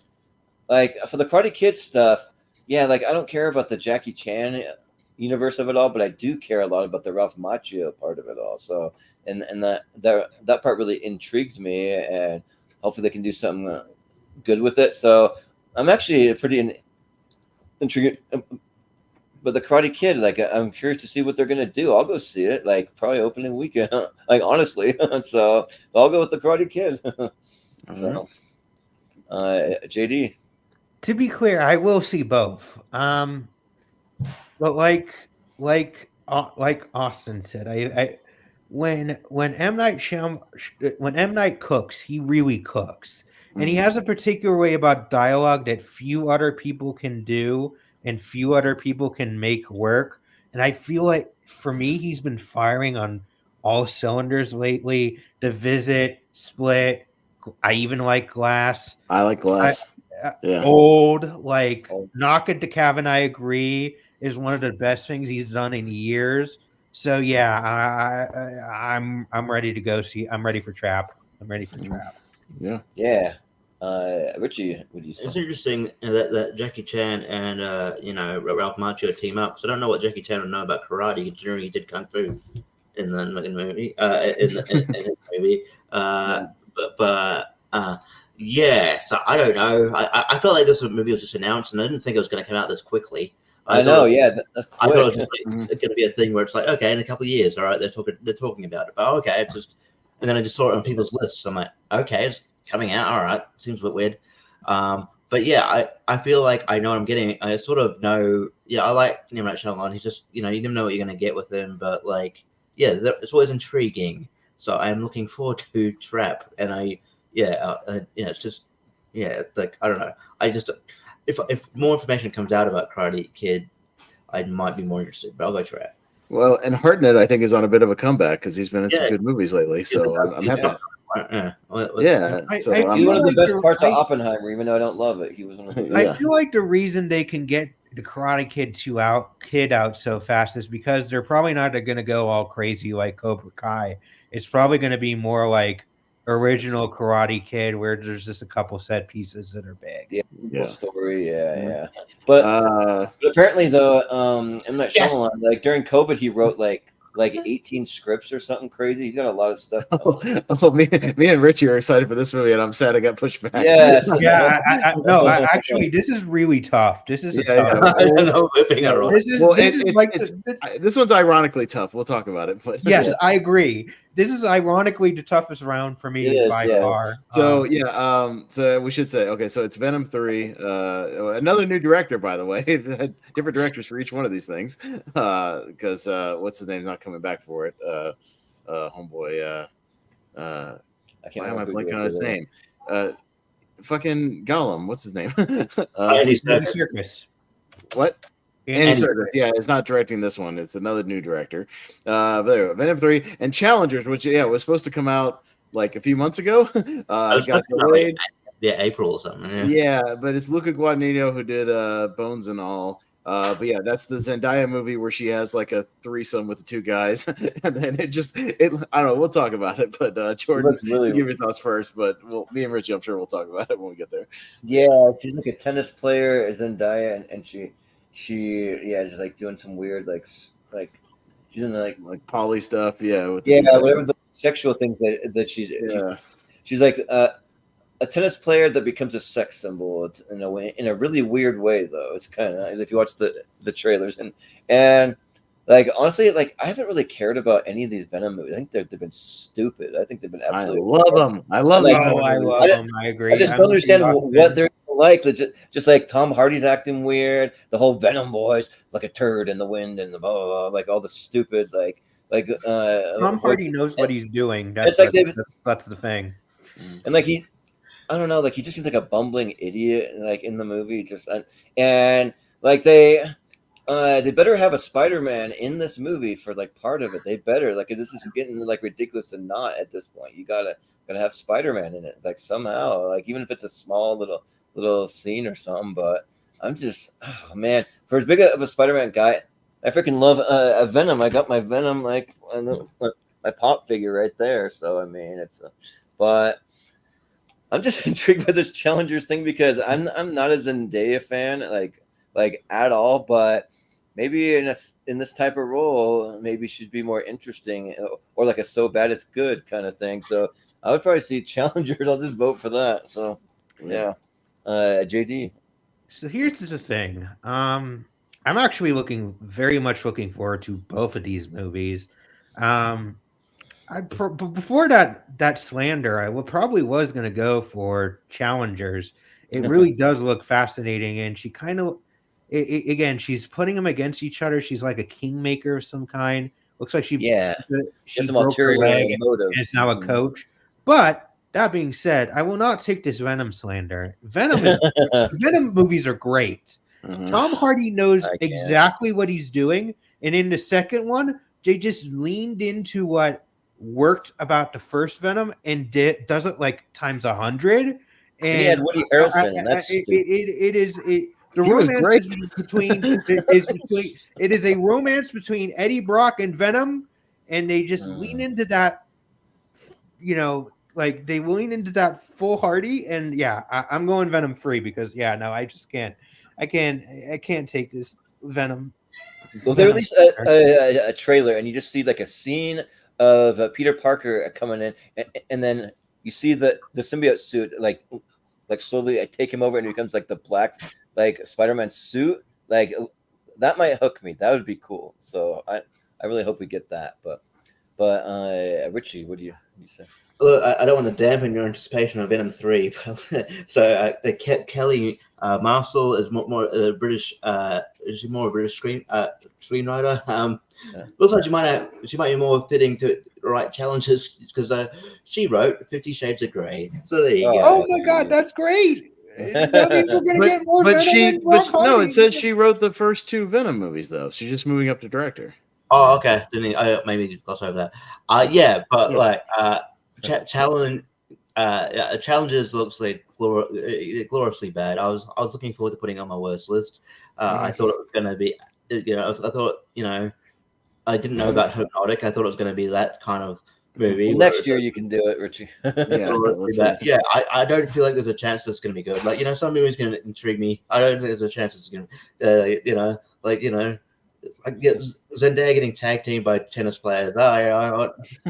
With it's Paul Mescal. One of them is Paul Mescal, right? I think so. You can go watch that on Pornhub.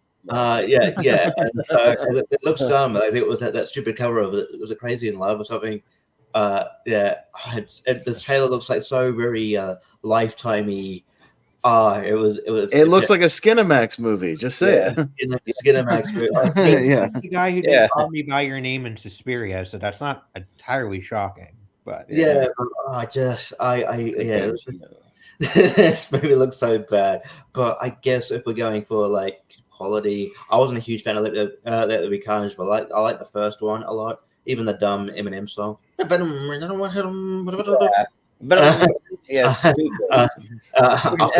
like, what are you doing? I'll go Venom 3. I will also not stand for this Venom slander because those first 2 movies are awesome. Yes, because they are schlocky greatness, and they know exactly what they are. They lean into how kind of the silly buddy comedy thing like that. Not even so bad; they're good for me. No, and you know what was great about Venom 2 is that it was like 97 minutes in a comic book movie. It's fucking great. I knew exactly what it was, and it wasn't a goddamn 3-hour comic book movie. I was so happy. I was in and out of the theater. It was great. I like these movies a lot, man. They're fun. It's the best thing Sony's done in that universe for sure. I'm looking forward to Challengers, ironically, because that trailer is horrendously bad. I remember there was a show where I put it on for Richie, and I was like, "You have to see this trailer." It just came out, and we watched it. And we were just like, "Oh my god, what is this shitty?" Showed it to me too. That was a trailer I saw heaps of times, and then and then they delayed it even more times because right. Now we're gonna see it over and over again, but it's gonna be a recut trailer. But we got Venom and the Oscar-winning dialogue from that movie. Yeah. It's Oscar-winning. We got a horror matchup here. So we got the sequel to Smile because the first one, made like over $100 million and was a hit. Yeah, made a lot of money. And then we got the kind of spin-off thing, the Day One Quiet Place prequel about that first day that we saw a little bit of in Quiet Place Part 2, right? Like that kind of opening sequence, like more of that. The initial attack and stuff. So there you go. But it's not directed by John Krasinski. It's a different director. So JD. Yeah, I'm definitely gonna go Quiet Place Place. Day One. Sorry, it's Yeah, A Quiet Day. A Quiet Place Day One. The director Quiet of this, Day in by the Place way, this is his follow up to Pig. I don't know if you guys ever seen if you Oh, guys yeah. have seen The Pig. Pig's great. This is Oh, this is shoot. this is the director of Pig. So Nice. this is his follow up. This is what he decided to do after Pig. And it also Jim Hansu is replacing his role from The Quiet Place Part 2. So it seems like we're going to learn more about that community that we Mhm. saw in A Quiet Place Part 2 and that would how that place came to be. So yeah, I'm definitely all. And even though he's not directing it, he did. John Krasinski still Like a did the producer or story for it, and I believe he's credited as a co-writer on the screenplay too. So it's not, and he's producing it. So John Krasinski is still involved. He's just not directing it. So that gives me confidence too. And also as Alex Wolff, who's also in Pig. So yeah, but Richie, what do you say?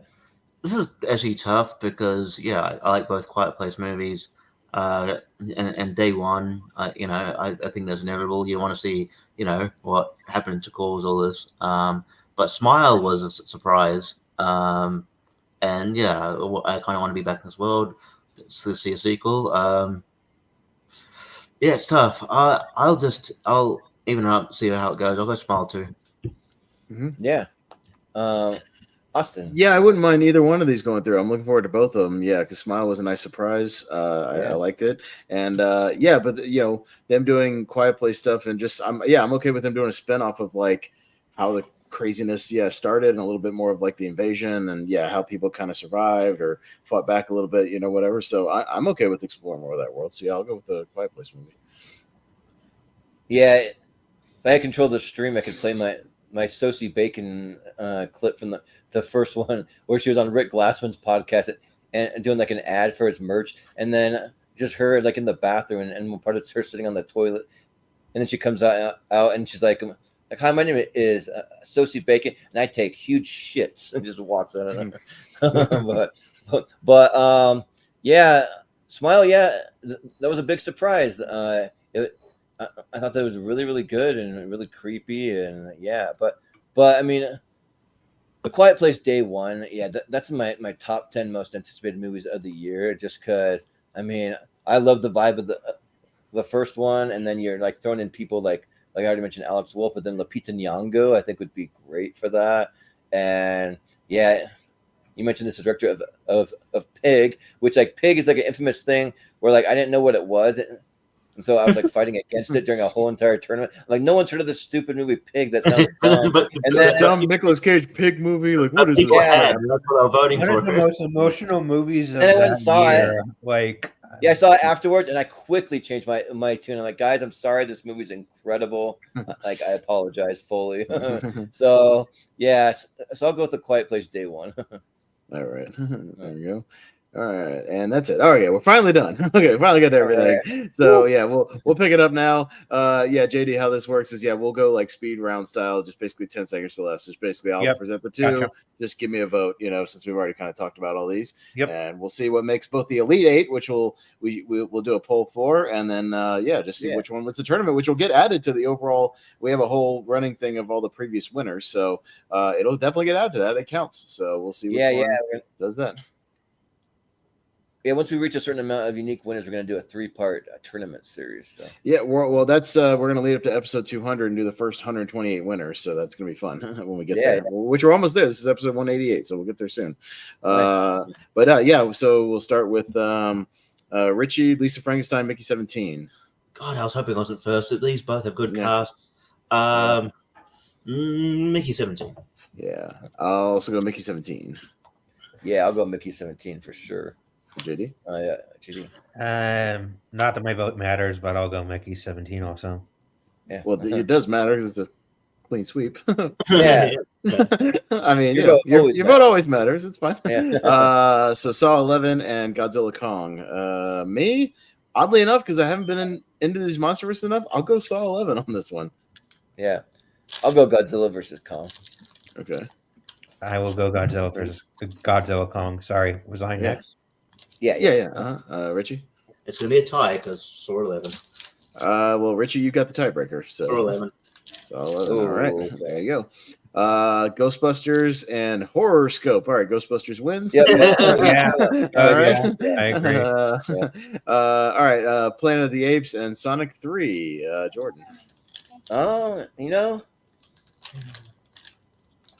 This one's close. I'll take my whole 10 seconds. I'm just kind of intrigued after the time jump, maybe. So I'll go with the Planet of the Apes, sure.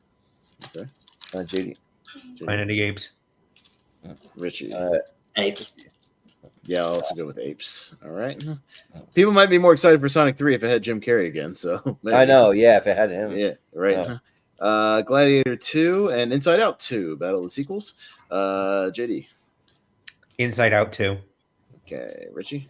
Inside Out too. I'll go Gladiator 2. I'll probably go Gladiator 2. All right, so it's on me. I'm gonna put through Gladiator 2 for this one. Ooh. Joker 2 and Nosferatu. We're gonna See talk what I about did there? that one, but Nosferatu. All right, anyway. Richie. They're totally going to do that for the sequel if they do one. They're just going to make it have a 2. Yeah. But yeah, I'll go Joker 2. Yeah, I'll go with Joker, Yeah. but I'm looking forward to that Nosferatu thing, whatever it is. Yeah, I am too. Mhm. Yeah, I'm not huge on Robert Eggers, but I did actually like the Northman, but I'll go with the Joker. Yeah. Watch the Lighthouses. I would have gone Nosferatu. Okay. Lighthouse is weird. Oh, Yeah. yeah. It's great weird. Uh, Well, Is it that I was going to weird say enough? one thing I didn't mention earlier, and I'll make it quick, is it's interesting that Willem Dafoe's in this Nosferatu because he was in Shadow of the Vampire where he's playing the actor who played the original Nosferatu. So Oh, that's yeah. interesting. Oh, nice. Oh, yeah. Yeah, there's a weird connection to kind of just the character. So, anyways. And he's worked with Robert Eggers before, so Yeah, for sure. The Bike Riders and Ballerina. Me, I'll go Ballerina. I'll go Ballerina. JD. Bike Riders can't do Len Wiseman. Sorry. He's not that Okay. bad. Yeah. But anyways. Richie. Ballerina. All right. Ballerina. Okay. The Fall Guy and the Watchers. Jordan. I'll go the Watchers. Yeah. JD. Fall Guy. All right. Richie. The Watchers. Yeah, I'll go the Watchers. Double dose of Shyamalan this year. I'm looking forward to it. Let's do Yeah, I it. know. The Watchers is I in need my a top trailer. 10. I need a trailer. I don't care Yeah. about that. Let's. Whatever. Sounds good. I'll just Lots see it more blind, Shyamalan. I'm down. Yeah. All right. Go to Argyle and Drive Away Dolls, both coming out in February Oh. pretty soon.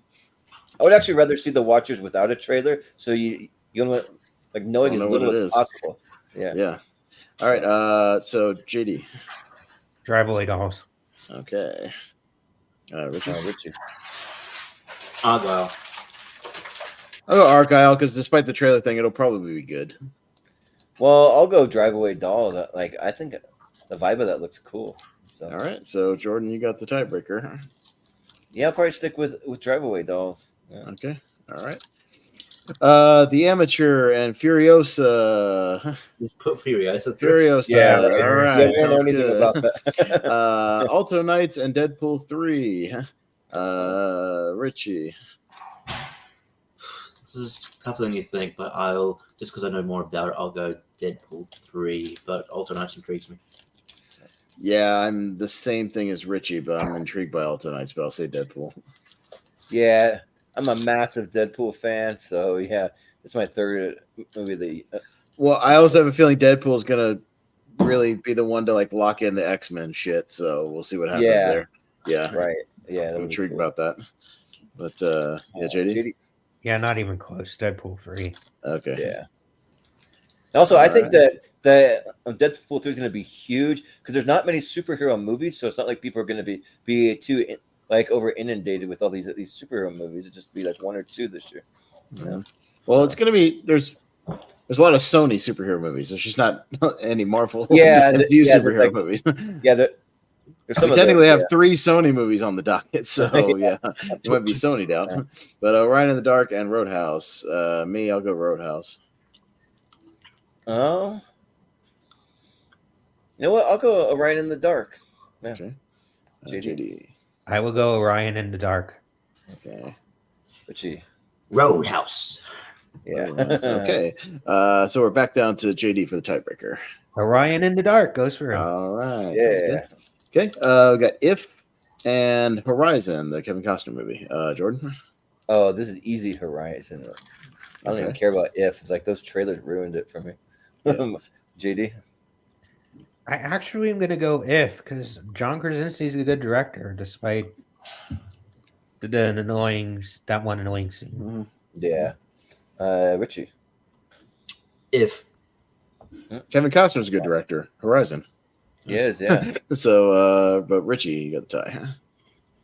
Yeah, I'm not passionate about either, so I'm like, I'm just gonna Kevin Costner, like Horizons. Yeah. Oh, he's gonna flip. Okay. All right. He flips. All right, Flip there it you right quickly. Yeah, yeah. go. All right. Okay. We got Spaceman and Kung Fu Panda 4. JD. Spaceman. Richie. All right. Jeez, I'm gonna use about 10 seconds here. Yeah. Looking forward to the Spaceman. I'll go Spaceman. You know, for this one, as far as I know, Aquafina is not in Spaceman, so I'll say Spaceman. Yep, she's definitely not. So I'll go with Spaceman, yeah. All right. I keep getting that Devil on 2 song stuck in my head. Spaceman. Yeah. Oh, yeah. Richie, we got The First Omen and Trap. This is easy trap. Yeah, very easy for Trap. Yeah. Oh, shit, Yeah, trap. Yeah, trap. Yeah. Yeah, we voted for Trap, Richie's dog. Is that your dog that made that noise? Yeah, I've got like a chicken roll thing, and Oh, yeah, they want food. It's food. Dude, it's JD? hot at the moment. I can't get here. I will go the first Trap. Yeah, Trap. Yes. First one, All yeah. right. Venom 3 and A Quiet Place Day 1. Me. Fuck it, Venom 3. I'll go Quiet Place Day 1. Okay. JD. JD. Venom 3. Oh, this could be interesting. Richie. A Quiet Place Day 1. Okay, it's on me. Oh, come on. What? I did that just because. Hey, but you know what also intrigues me? It said Juno Temple's in the thing. There you go. Yeah, there you go. Have you seen her in Fargo? Yeah. No, not Fargo, yet. But I want she's to. Yeah. great. Oh, she's great. No, I like Juno Temple a lot. She's great. Okay, so the winners of these will be in the poll, right, Jordan? I think we're at that point. Yeah, we're down to 16 into the 8. So, yeah, the winners of these will make our anticipated movies poll.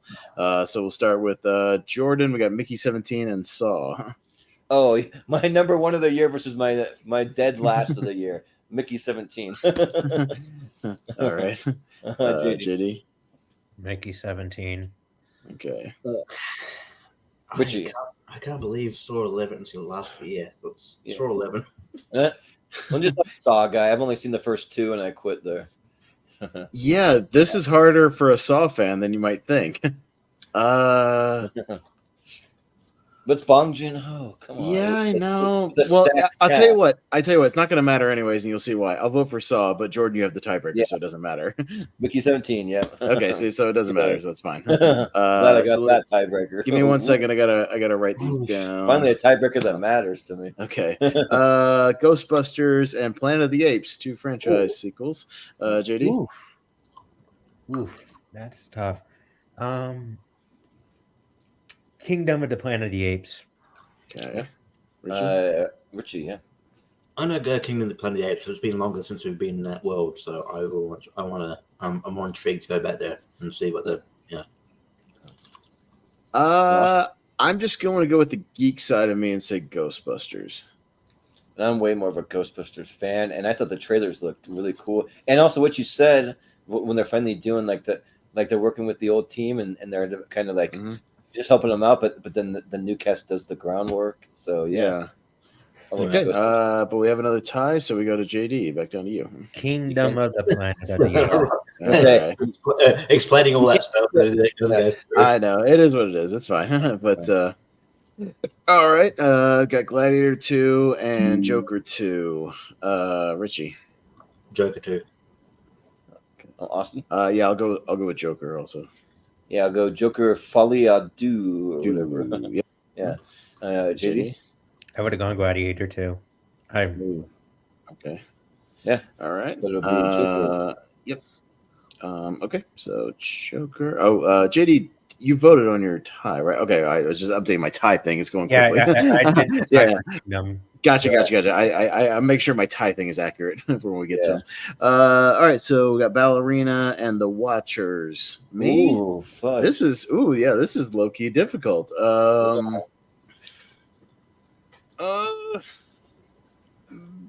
Hey, you know what? I'm gonna go the Watchers. Yeah, this is difficult because I have the Watchers as my number 6 most anticipated of the year, and Ballerina at 7. So I got to go the Watchers. So, Okay. JD. JD. Just so I can get Len Wiseman off the board, I'm going to Watchers. Yeah, sure. All right, sure. Richie. You need to get off this Led and Wiseman hate train, mate. And anyway, Yeah. It's decent. I don't hate the person. I hate his movies. Right. I will go. Yeah, that's what I meant. But anyway, I'll go the Watchers as well because I'm just intrigued to see how she follows her father's footsteps. So they Yeah, tell for me sure. at my church, don't hate the person, hate the sin. Well, and I told Jordan that might be a good day around that week to do the tournament we talked about with the father and son versus the father and daughter thing, because it's a daughter of a famous director, making her debut. That one's going to be Ivan What and is Jason that? Wright. What's the release date? I don't see June. it. It's like June. Oh, June. Yeah. Ivan and Jason Reitman versus Francis and Sofia Coppola. That'd be a fun tournament. So Yeah. That would be an interesting awesome. tournament. yeah, right. Yeah, so that might be a good time to do that around then. Either that or do it whenever Ghostbusters releases. You could do that. Yeah, we'll see. Driveway Dolls and Furiosa. Jordan. Oh, I got to go Furiosa. Furiosa is my number 2 most anticipated of the year. So. This is actually low-key difficult for me. I'm going to even it out and see what happens between the two of you. Okay. Yeah. Richie. You forgetting one key detail. Although there is a key detail to both of them. One key detail that makes it over the top is that I'm Australian. George Miller, Chris Hemsworth, Mad Max. Nathan Jones is back in it again. Yeah. So there you go. All right. Yeah, no, it's a George Miller Mad Max movie. I'm going Furiosa. Yeah. So, I figured that was how it was going to go, but to me, it's. I also like the Coens, so I'm not a huge Coen guy, so that doesn't bother me that much. Yeah, I like the Coens. Understood. All right, Orion in the Dark and Deadpool 3. Do we need to vote or? I don't think so. Just put Deadpool. Yeah, we'll put Deadpool. Orion in the Dark. I figured Deadpool would just put Orion in the Dark through. I figured Deadpool 3 would at least make the Elite 8, so that's all I was gonna say. All right, we got Horizon, the Kevin Costner thing, and Spaceman. JD. That's also low key difficult. Yeah, that one is. I mean. Huh. I'm gonna go Spaceman because I know more about it. Yeah. Richie. Yeah. Spaceman. Yeah. Yeah. Awesome. I'll go Spaceman because I like Adam Sandler as a dramatic actor. He's really good, and I want to see more of that. So Spaceman. Same here. I love just Adam Sandler as a dramatic actor, and I like sci-fi more than westerns. So I'll go. All right, there you go. So Spaceman. All right, there you go. All right, so we got Trap and Venom 3. Richie. Trap. Yeah, this one's tough, but Shyamalan movies are still event movies for me, so I'll go Trap. Yeah, I mean I'll go Trap. Yeah, I would have voted Venom 3. Okay, but again, I'm on your side, JD. I do like the Venom movies. So I don't. It's a solid choice. I'm not knocking it. Oh yeah. No, I love Shyamalan. I love Shamhammer too. Yeah. All right, so we got Mickey 17 and Planet of the Apes. Me, this is tough. I'll go Planet of the Apes though, but I wouldn't mind either one going through actually. Yeah, I'll go Mickey 17. Okay, JD. Kingdom. Okay, Richie. Richie. Mickey 17. Okay, so that'll be a tie to Richie. Mickey 17. Yeah. All right. I'm just curious. I'm more just Curious about it, what it is. the unknown. I'm curious. Yeah. I feel like that movie has Oscar potential, but I mean, it's early. So, Joker and the Watchers, Jordan. oh, fudge. This one's tough. Yeah. That's it's my number 6 of the year against my number 5 of the year. So, but I think I'll go with a Joker just because that first one was just like a masterpiece for me. So yeah, Joker. JD. You know my feelings on Joker. Watchers. Okay. Yeah. Right. Okay. Richie. 2 seconds. Yeah. It's all good. I will. You know what? I'll see how this goes, but it's the unknown and an intrigue. So I'll go the Watchers. I think there's enough unknown and intrigue with this Joker sequel as well. So I'm going to go Joker because we still don't really know a lot about it either. So I'll go with that. So, and tiebreaker's on me. I'm going to push through Joker. Yeah. Joker. Yeah. So let's go. All right. On the other side, we got Furiosa and Deadpool 3. This could be tricky. No. All right. No. Yeah. This could definitely be a finals, but they're on the same side. So JD, you're up first on this one. Oh my God. Yeah, right. I love Mad Max Fury Road. I love Deadpool 3. Oh my God. Oh my God. Close. By a hair. Deadpool 3. That it could, but if you ask me tomorrow, I could change it. Sure. That's close. That's close. Yeah. That was painful.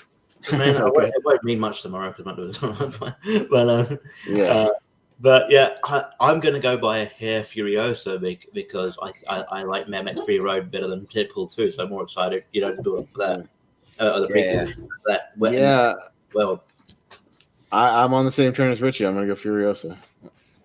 Well, I think for as much as I love Deadpool, I'm just going to show up. I actually have an actual bigger size bobblehead of Deadpool, and I got the pop with him holding a rubber chicken. It's the one I have, but yeah, I think I'm still gonna go Furiosa. Just as one. The only thing I'll say is, little dip with 10,000 years.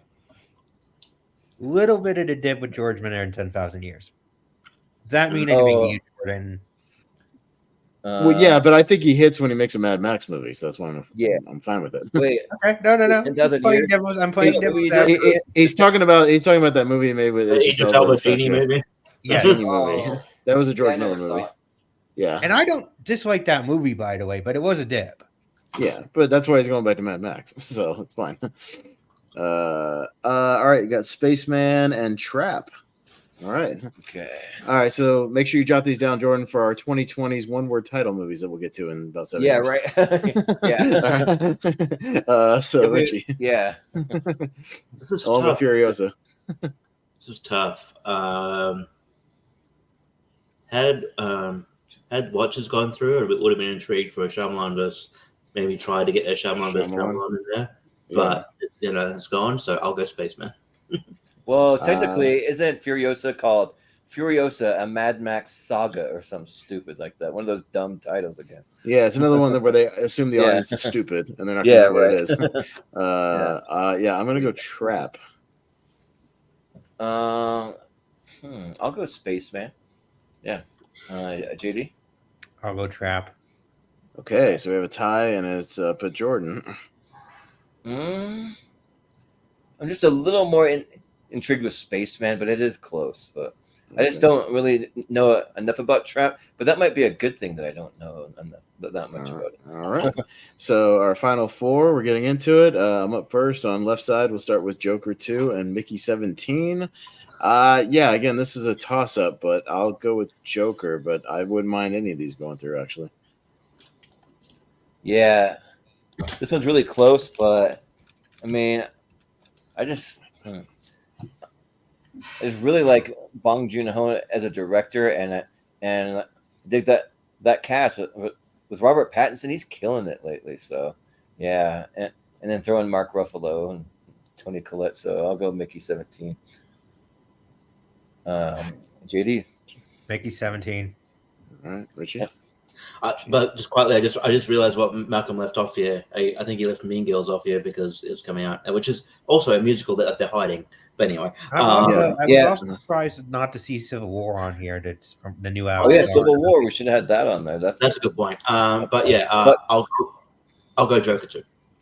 But we actually took off Mean Girls because it comes out so soon. I think we had something else we were going to put in, but it comes out so a couple of those January ones, like ISS, we just bumped out because they were in January. ISS, so we sometimes just sub something because it's so soon.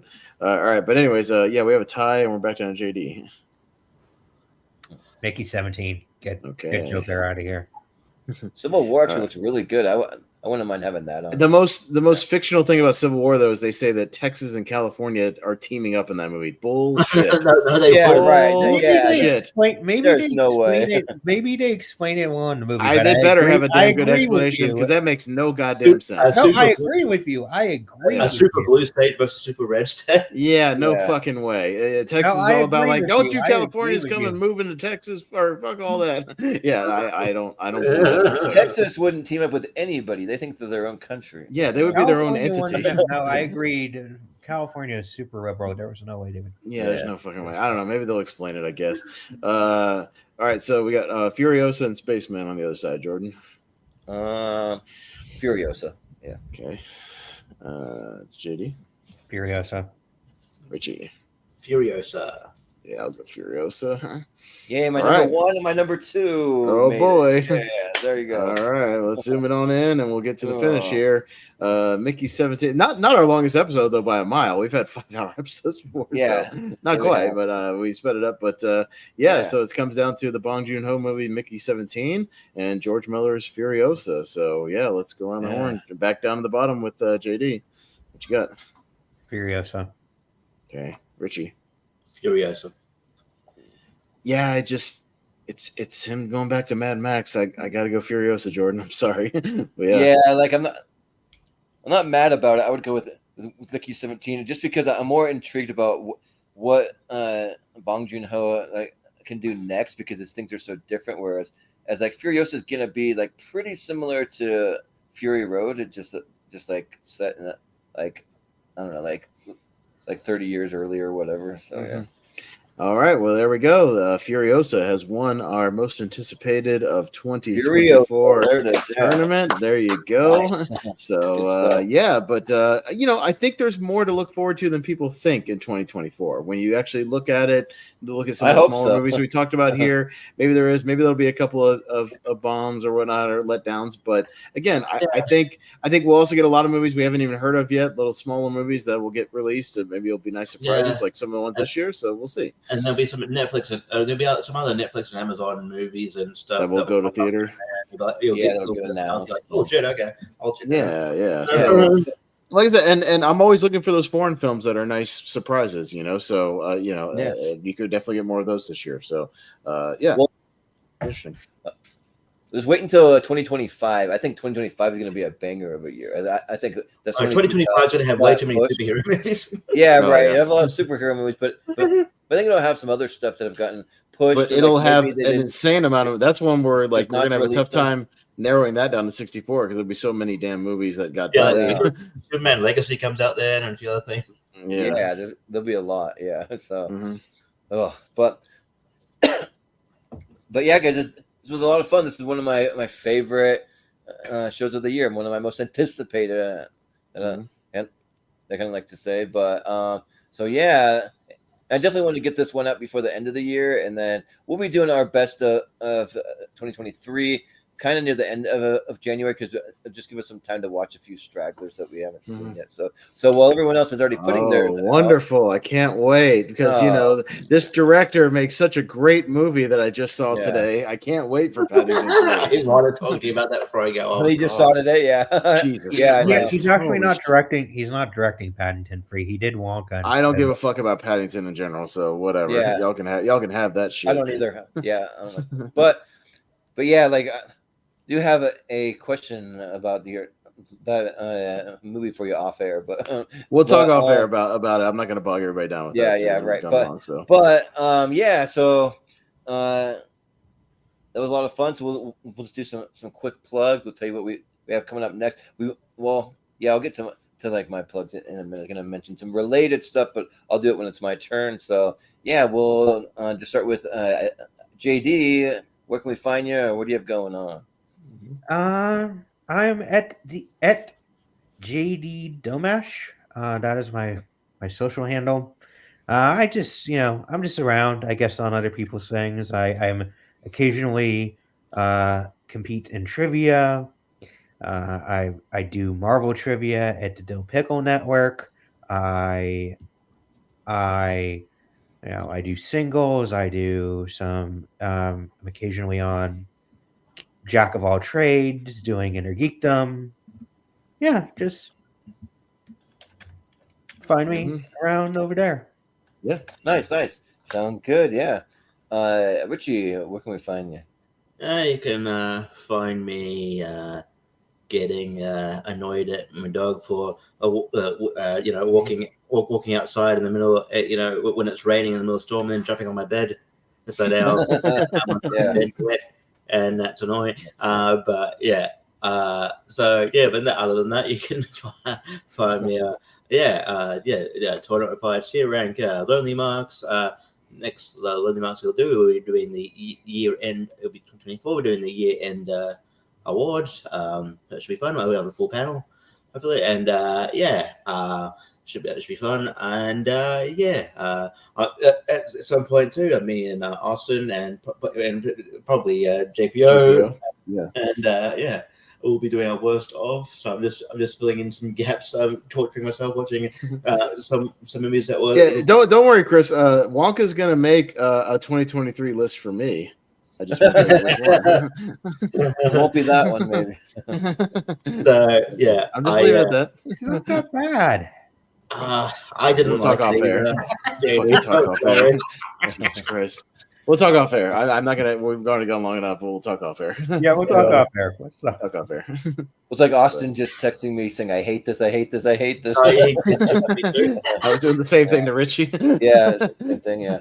We'll talk later. But anything else, Richie? You good? I'm good. I think I'm everywhere trivia wise. I think I've got like a match coming up soonish on Full Metal against Dan Skip Allen for the show. So. That should be fun, and yeah,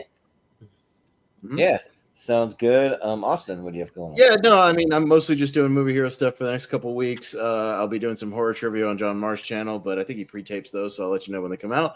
And I do have over on TMG Entertainment, me and Aaron Knoll did a top 11 Scorsese movies, so you can go check that out if you haven't seen it. We have very different lists, so if you want to get some nice Scorsese discussion, you get that going. And like Richie said, before we get, we're doing a lot of 2023 stuff coming up here in January. But yeah, the week Jordan's gone, me and Richie and JPO might jump on and do our worst of 2023 top 12. That'll be fun because we all watch bad movies, because we like to torture ourselves. And Jordan's not as much into watching bad movies intentionally, anyways, like we are. So that's fine. We can watch. I'll watch them unintentionally, but not intentionally. Yeah, but we don't mind doing that because we're gluttons for punishment. So we'll jump on probably the 10th or 11th, something that week where you're gone, and we'll do that. And then get all the bad stuff out of the way, and then we'll have a week or two of good stuff. So talk about the best movies. So that's basically just what I got going on. Yeah, cool. Yeah, probably for us. So along with our best movies of 2023, we're doing a podcast where we break down our top 12, but then also we'll be having a 3-part series around, I think it's around the 22nd of January, but we're going to just break down all the movies that came out in a big 3-part tournament. So it'll be on like a Monday, Wednesday, Friday, but and we'll be getting into a few other things. We have a show on the channel called Recast, where we take popular movies and we just recast them with who we think could be some alternate people to play the character. So our next one's going to be officially on a Monday, January 8th, and we're going to be doing Willy Wonka and the Chocolate Factory. So we'll be recasting that one. So speaking of Wonka, but and then we'll be, let's see, we're getting back in some more trivia. I want to try to do our comedy episode of the Seen and Heard movie trivia a week from this Sunday. So that'll be an all comedy one. So that'll be officially on the 7th of January. I'm pretty sure that's what it is. Yeah. So if anyone's really into comedy, we'll have an all comedy one. So do let me know if you want to compete in that. And then later in the year, probably roughly about 2 weeks from then, we'll let everyone know. Maybe right when I get back from my being out of town, we're going to have our grand champions match where we're going to have the winner of our last free for all, which was Jonathan Caro, and then we have our MVP Aaron J, and we'll go up against all of our previous champions. So and then they compete to see who can become the winner of the champion of champions. So sign me up for the comedy one. I'll be interested in the comedy. Mhm. Comedy. For sure. Yeah. I'll put you down for that one. Totally. Yeah. And then let's see. I think that's pretty much all like the main things that we have besides Tournament Fights and Tier Ranker, our two kind of flagship shows.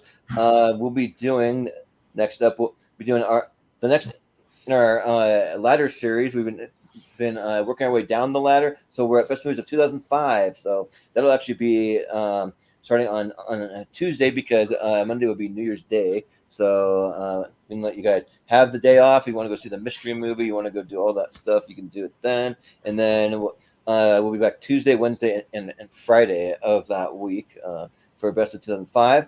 Then we have Malcolm Lay versus JPO with their favorite TV shows of all time. We're going to be getting into some TV stuff in the next year, so just watch for that. So we have a battle of those. And then we're doing an episode which we decided we're going to push it back to February because Austin's going to be out of town, and then I'll be going to attend like the next day, and so we're going to be doing our best movie posters of all time. We're going to take 5 of us. We're just going to pick 12 or 13 movie posters that we think are just great, and you're going to be voting simply just based on the movie posters themselves. So that'll be pretty interesting. So you can get rid of all those posters with the Photoshop heads and all that stupid stuff. Get some good creative posters over the years. Yeah, right. Good stuff. But yeah, the two that I'm a little sad that I'm going to miss out on because I'm going to be out of the country. But we're going to have Sam Rockwell versus Ben Foster, and those are two of my kind of unsung actors that I would love to root for. But so we'll be doing that versus we'll be doing a versus Johnny Depp versus Gary Oldman movies. So we'll have those two on there. And then if she had enough filmography, I would dare you to be daring go Johnny Depp versus Amber Heard. Right. That'd be low key kind of great, but I think just like in real life would eviscerate her. But one of the ones we're gonna have JD back for when we finally get to our best movies of 2023. We're gonna be doing a 3-part series, so we have plenty of spots open because we'll have 3 shows in 3 nights. So we'll be doing it on Monday, January 22nd, and then we're doing a Tuesday and a Friday. I can't remember why we decided to switch that, but I think it's because of Malcolm's schedule. I think something like that. Yeah, like part of I think he said he wasn't available on Wednesday, so we're doing it on Monday, Tuesday. Oh yeah, because he's making that. Yeah, he's making the bracket for us. Bracket. So we'll be doing that, and then we're gonna back into one of our other series for Tier Ranker, best movies with one-word titles. We'll be covering the 70s. We already covered every decade before that, and so we're doing best movies with one-word. Don't forget our best of 2023 podcast league now on the 28th. Don't forget, that's a big show. Oh yeah, we'll be doing that. That'll be where we break down our top 12 of the year. So we'll be doing that. We'll probably try to get the same panel we just had, plus maybe JPO. So maybe me, you, Richie, Wolf, and JPO, and hopefully everybody will have some interesting lists for all that. That'll be a big show. It'll be a long one, but it'll be fun. It'll be a good time. Yeah. And also speaking of that, we just did our most underrated movies of 2023, which are all the ones that just missed our top 12. We did it yesterday, so that's on the channel. What I decided that I'm going to do is I'm going to leave that one up for about a week. But so if you want to see it for free, and then it's going to move over to our Patreon. We have a Patreon. That's patreon.com/movie hero. You can see it over there for the $5 tier. But I decided for our best of the year ones, I'm just going to leave them on the channel because the best of the year one is the big one. And we want people to get eyes on it. We want people to see it and like know which movies we really love. So yeah. So I'll leave that one out, and then we'll be back to doing just one per month. And what I'll do is it's like I may have some, like I'll think about like what I'm gonna do, but I might put a version if I have time to do it over on the Patreon with some kind of bells and whistles added. There'll be some graphics, there'll be some other things that I'll edit in there. So yeah, so I'll think on that if I have time to do it. I'd like to. So yeah, but we'll also be getting into the next iteration in our geek series because we're on a quest to determine the best geek characters of all time. So we'll be doing the best action adventure movie characters. So we'll be covering that one because all the winners will be in a grand champion of the Sweet 16 from every geek episode. We covered things like Star Wars, Star Trek, Harry Potter, Lord of the Rings. We did some other like Marvel, DC, a bunch of comic book stuff. So that'll all be there. And then we get into one of our movie hero mystery tournaments where we take a big wheel that has all of our favorite movies from all of our regulars on the channel. We just spin it 64 times, and the first 64 movies to pop out will be in a mystery tournament. So we're going to get back to those. And then just in February, we back to Best of 2004 letter series, and I'll throw in just a couple extra bonus ones just real quick. We're doing best comedy sequels. That's one that Austin's had prep for like 6 months or longer, something like that. so yeah, we'll be doing that, and then we'll be doing a that 70s battle, which would be Topher Grace versus Ashton Kutcher versus Mila Kunis versus Kurtwood Smith movies. And not what's his name? Yeah, not Danny Masterson. So no faculty. Doing that. He actually just really started his prison sentence. That's 15 years to life. So. Like, see you later, Danny Masterson. But and then we'll be doing some of our after the 128. So for anyone who's done their top 128 movies of all time, that'll be the next one. We're gonna start with just the top 64, and then we don't want to like go too overboard, but we'll be doing that. So I'll have mine. It'll be mine on February 25th, and then we'll slowly trickle out to some other people on the channel. So that's a little preview of what we have going on. So yeah, I think that's gonna do it for us tonight. But thanks, guys. This was a lot of fun. One of my favorite episodes of the year, and we'll see. And actually got me a little more hyped than I was for 2024, though. So I appreciate this show. Yeah, and we'll see how they all pan out because I think that we had Killers of the Flower Moon as our most anticipated, and I think when we get to our podcast and John Wick Chapter 4 won for 2023. Oh yeah. So and oddly enough, John Wick Chapter 4 talking about so much might have a pretty strong chance of winning the 2023 tournament as well. Right. It's at least a front runner, or could make the Elite Eight or something like that. So it's I always forget because we talked about Killers so much. It was infamous because we had it in two separate tournaments because we had it in the 2022 one that didn't even come out, and then we also had it in the 2023 one, and then it finally came out. So yeah. But yeah, so that'll do it for tonight. So thanks again, guys. So for JD Domash, for Richie Goodacre, for Jordan Owens, for Malcolm Lay, I've been Jordan, the movie hero Anderson, and we will see you next time.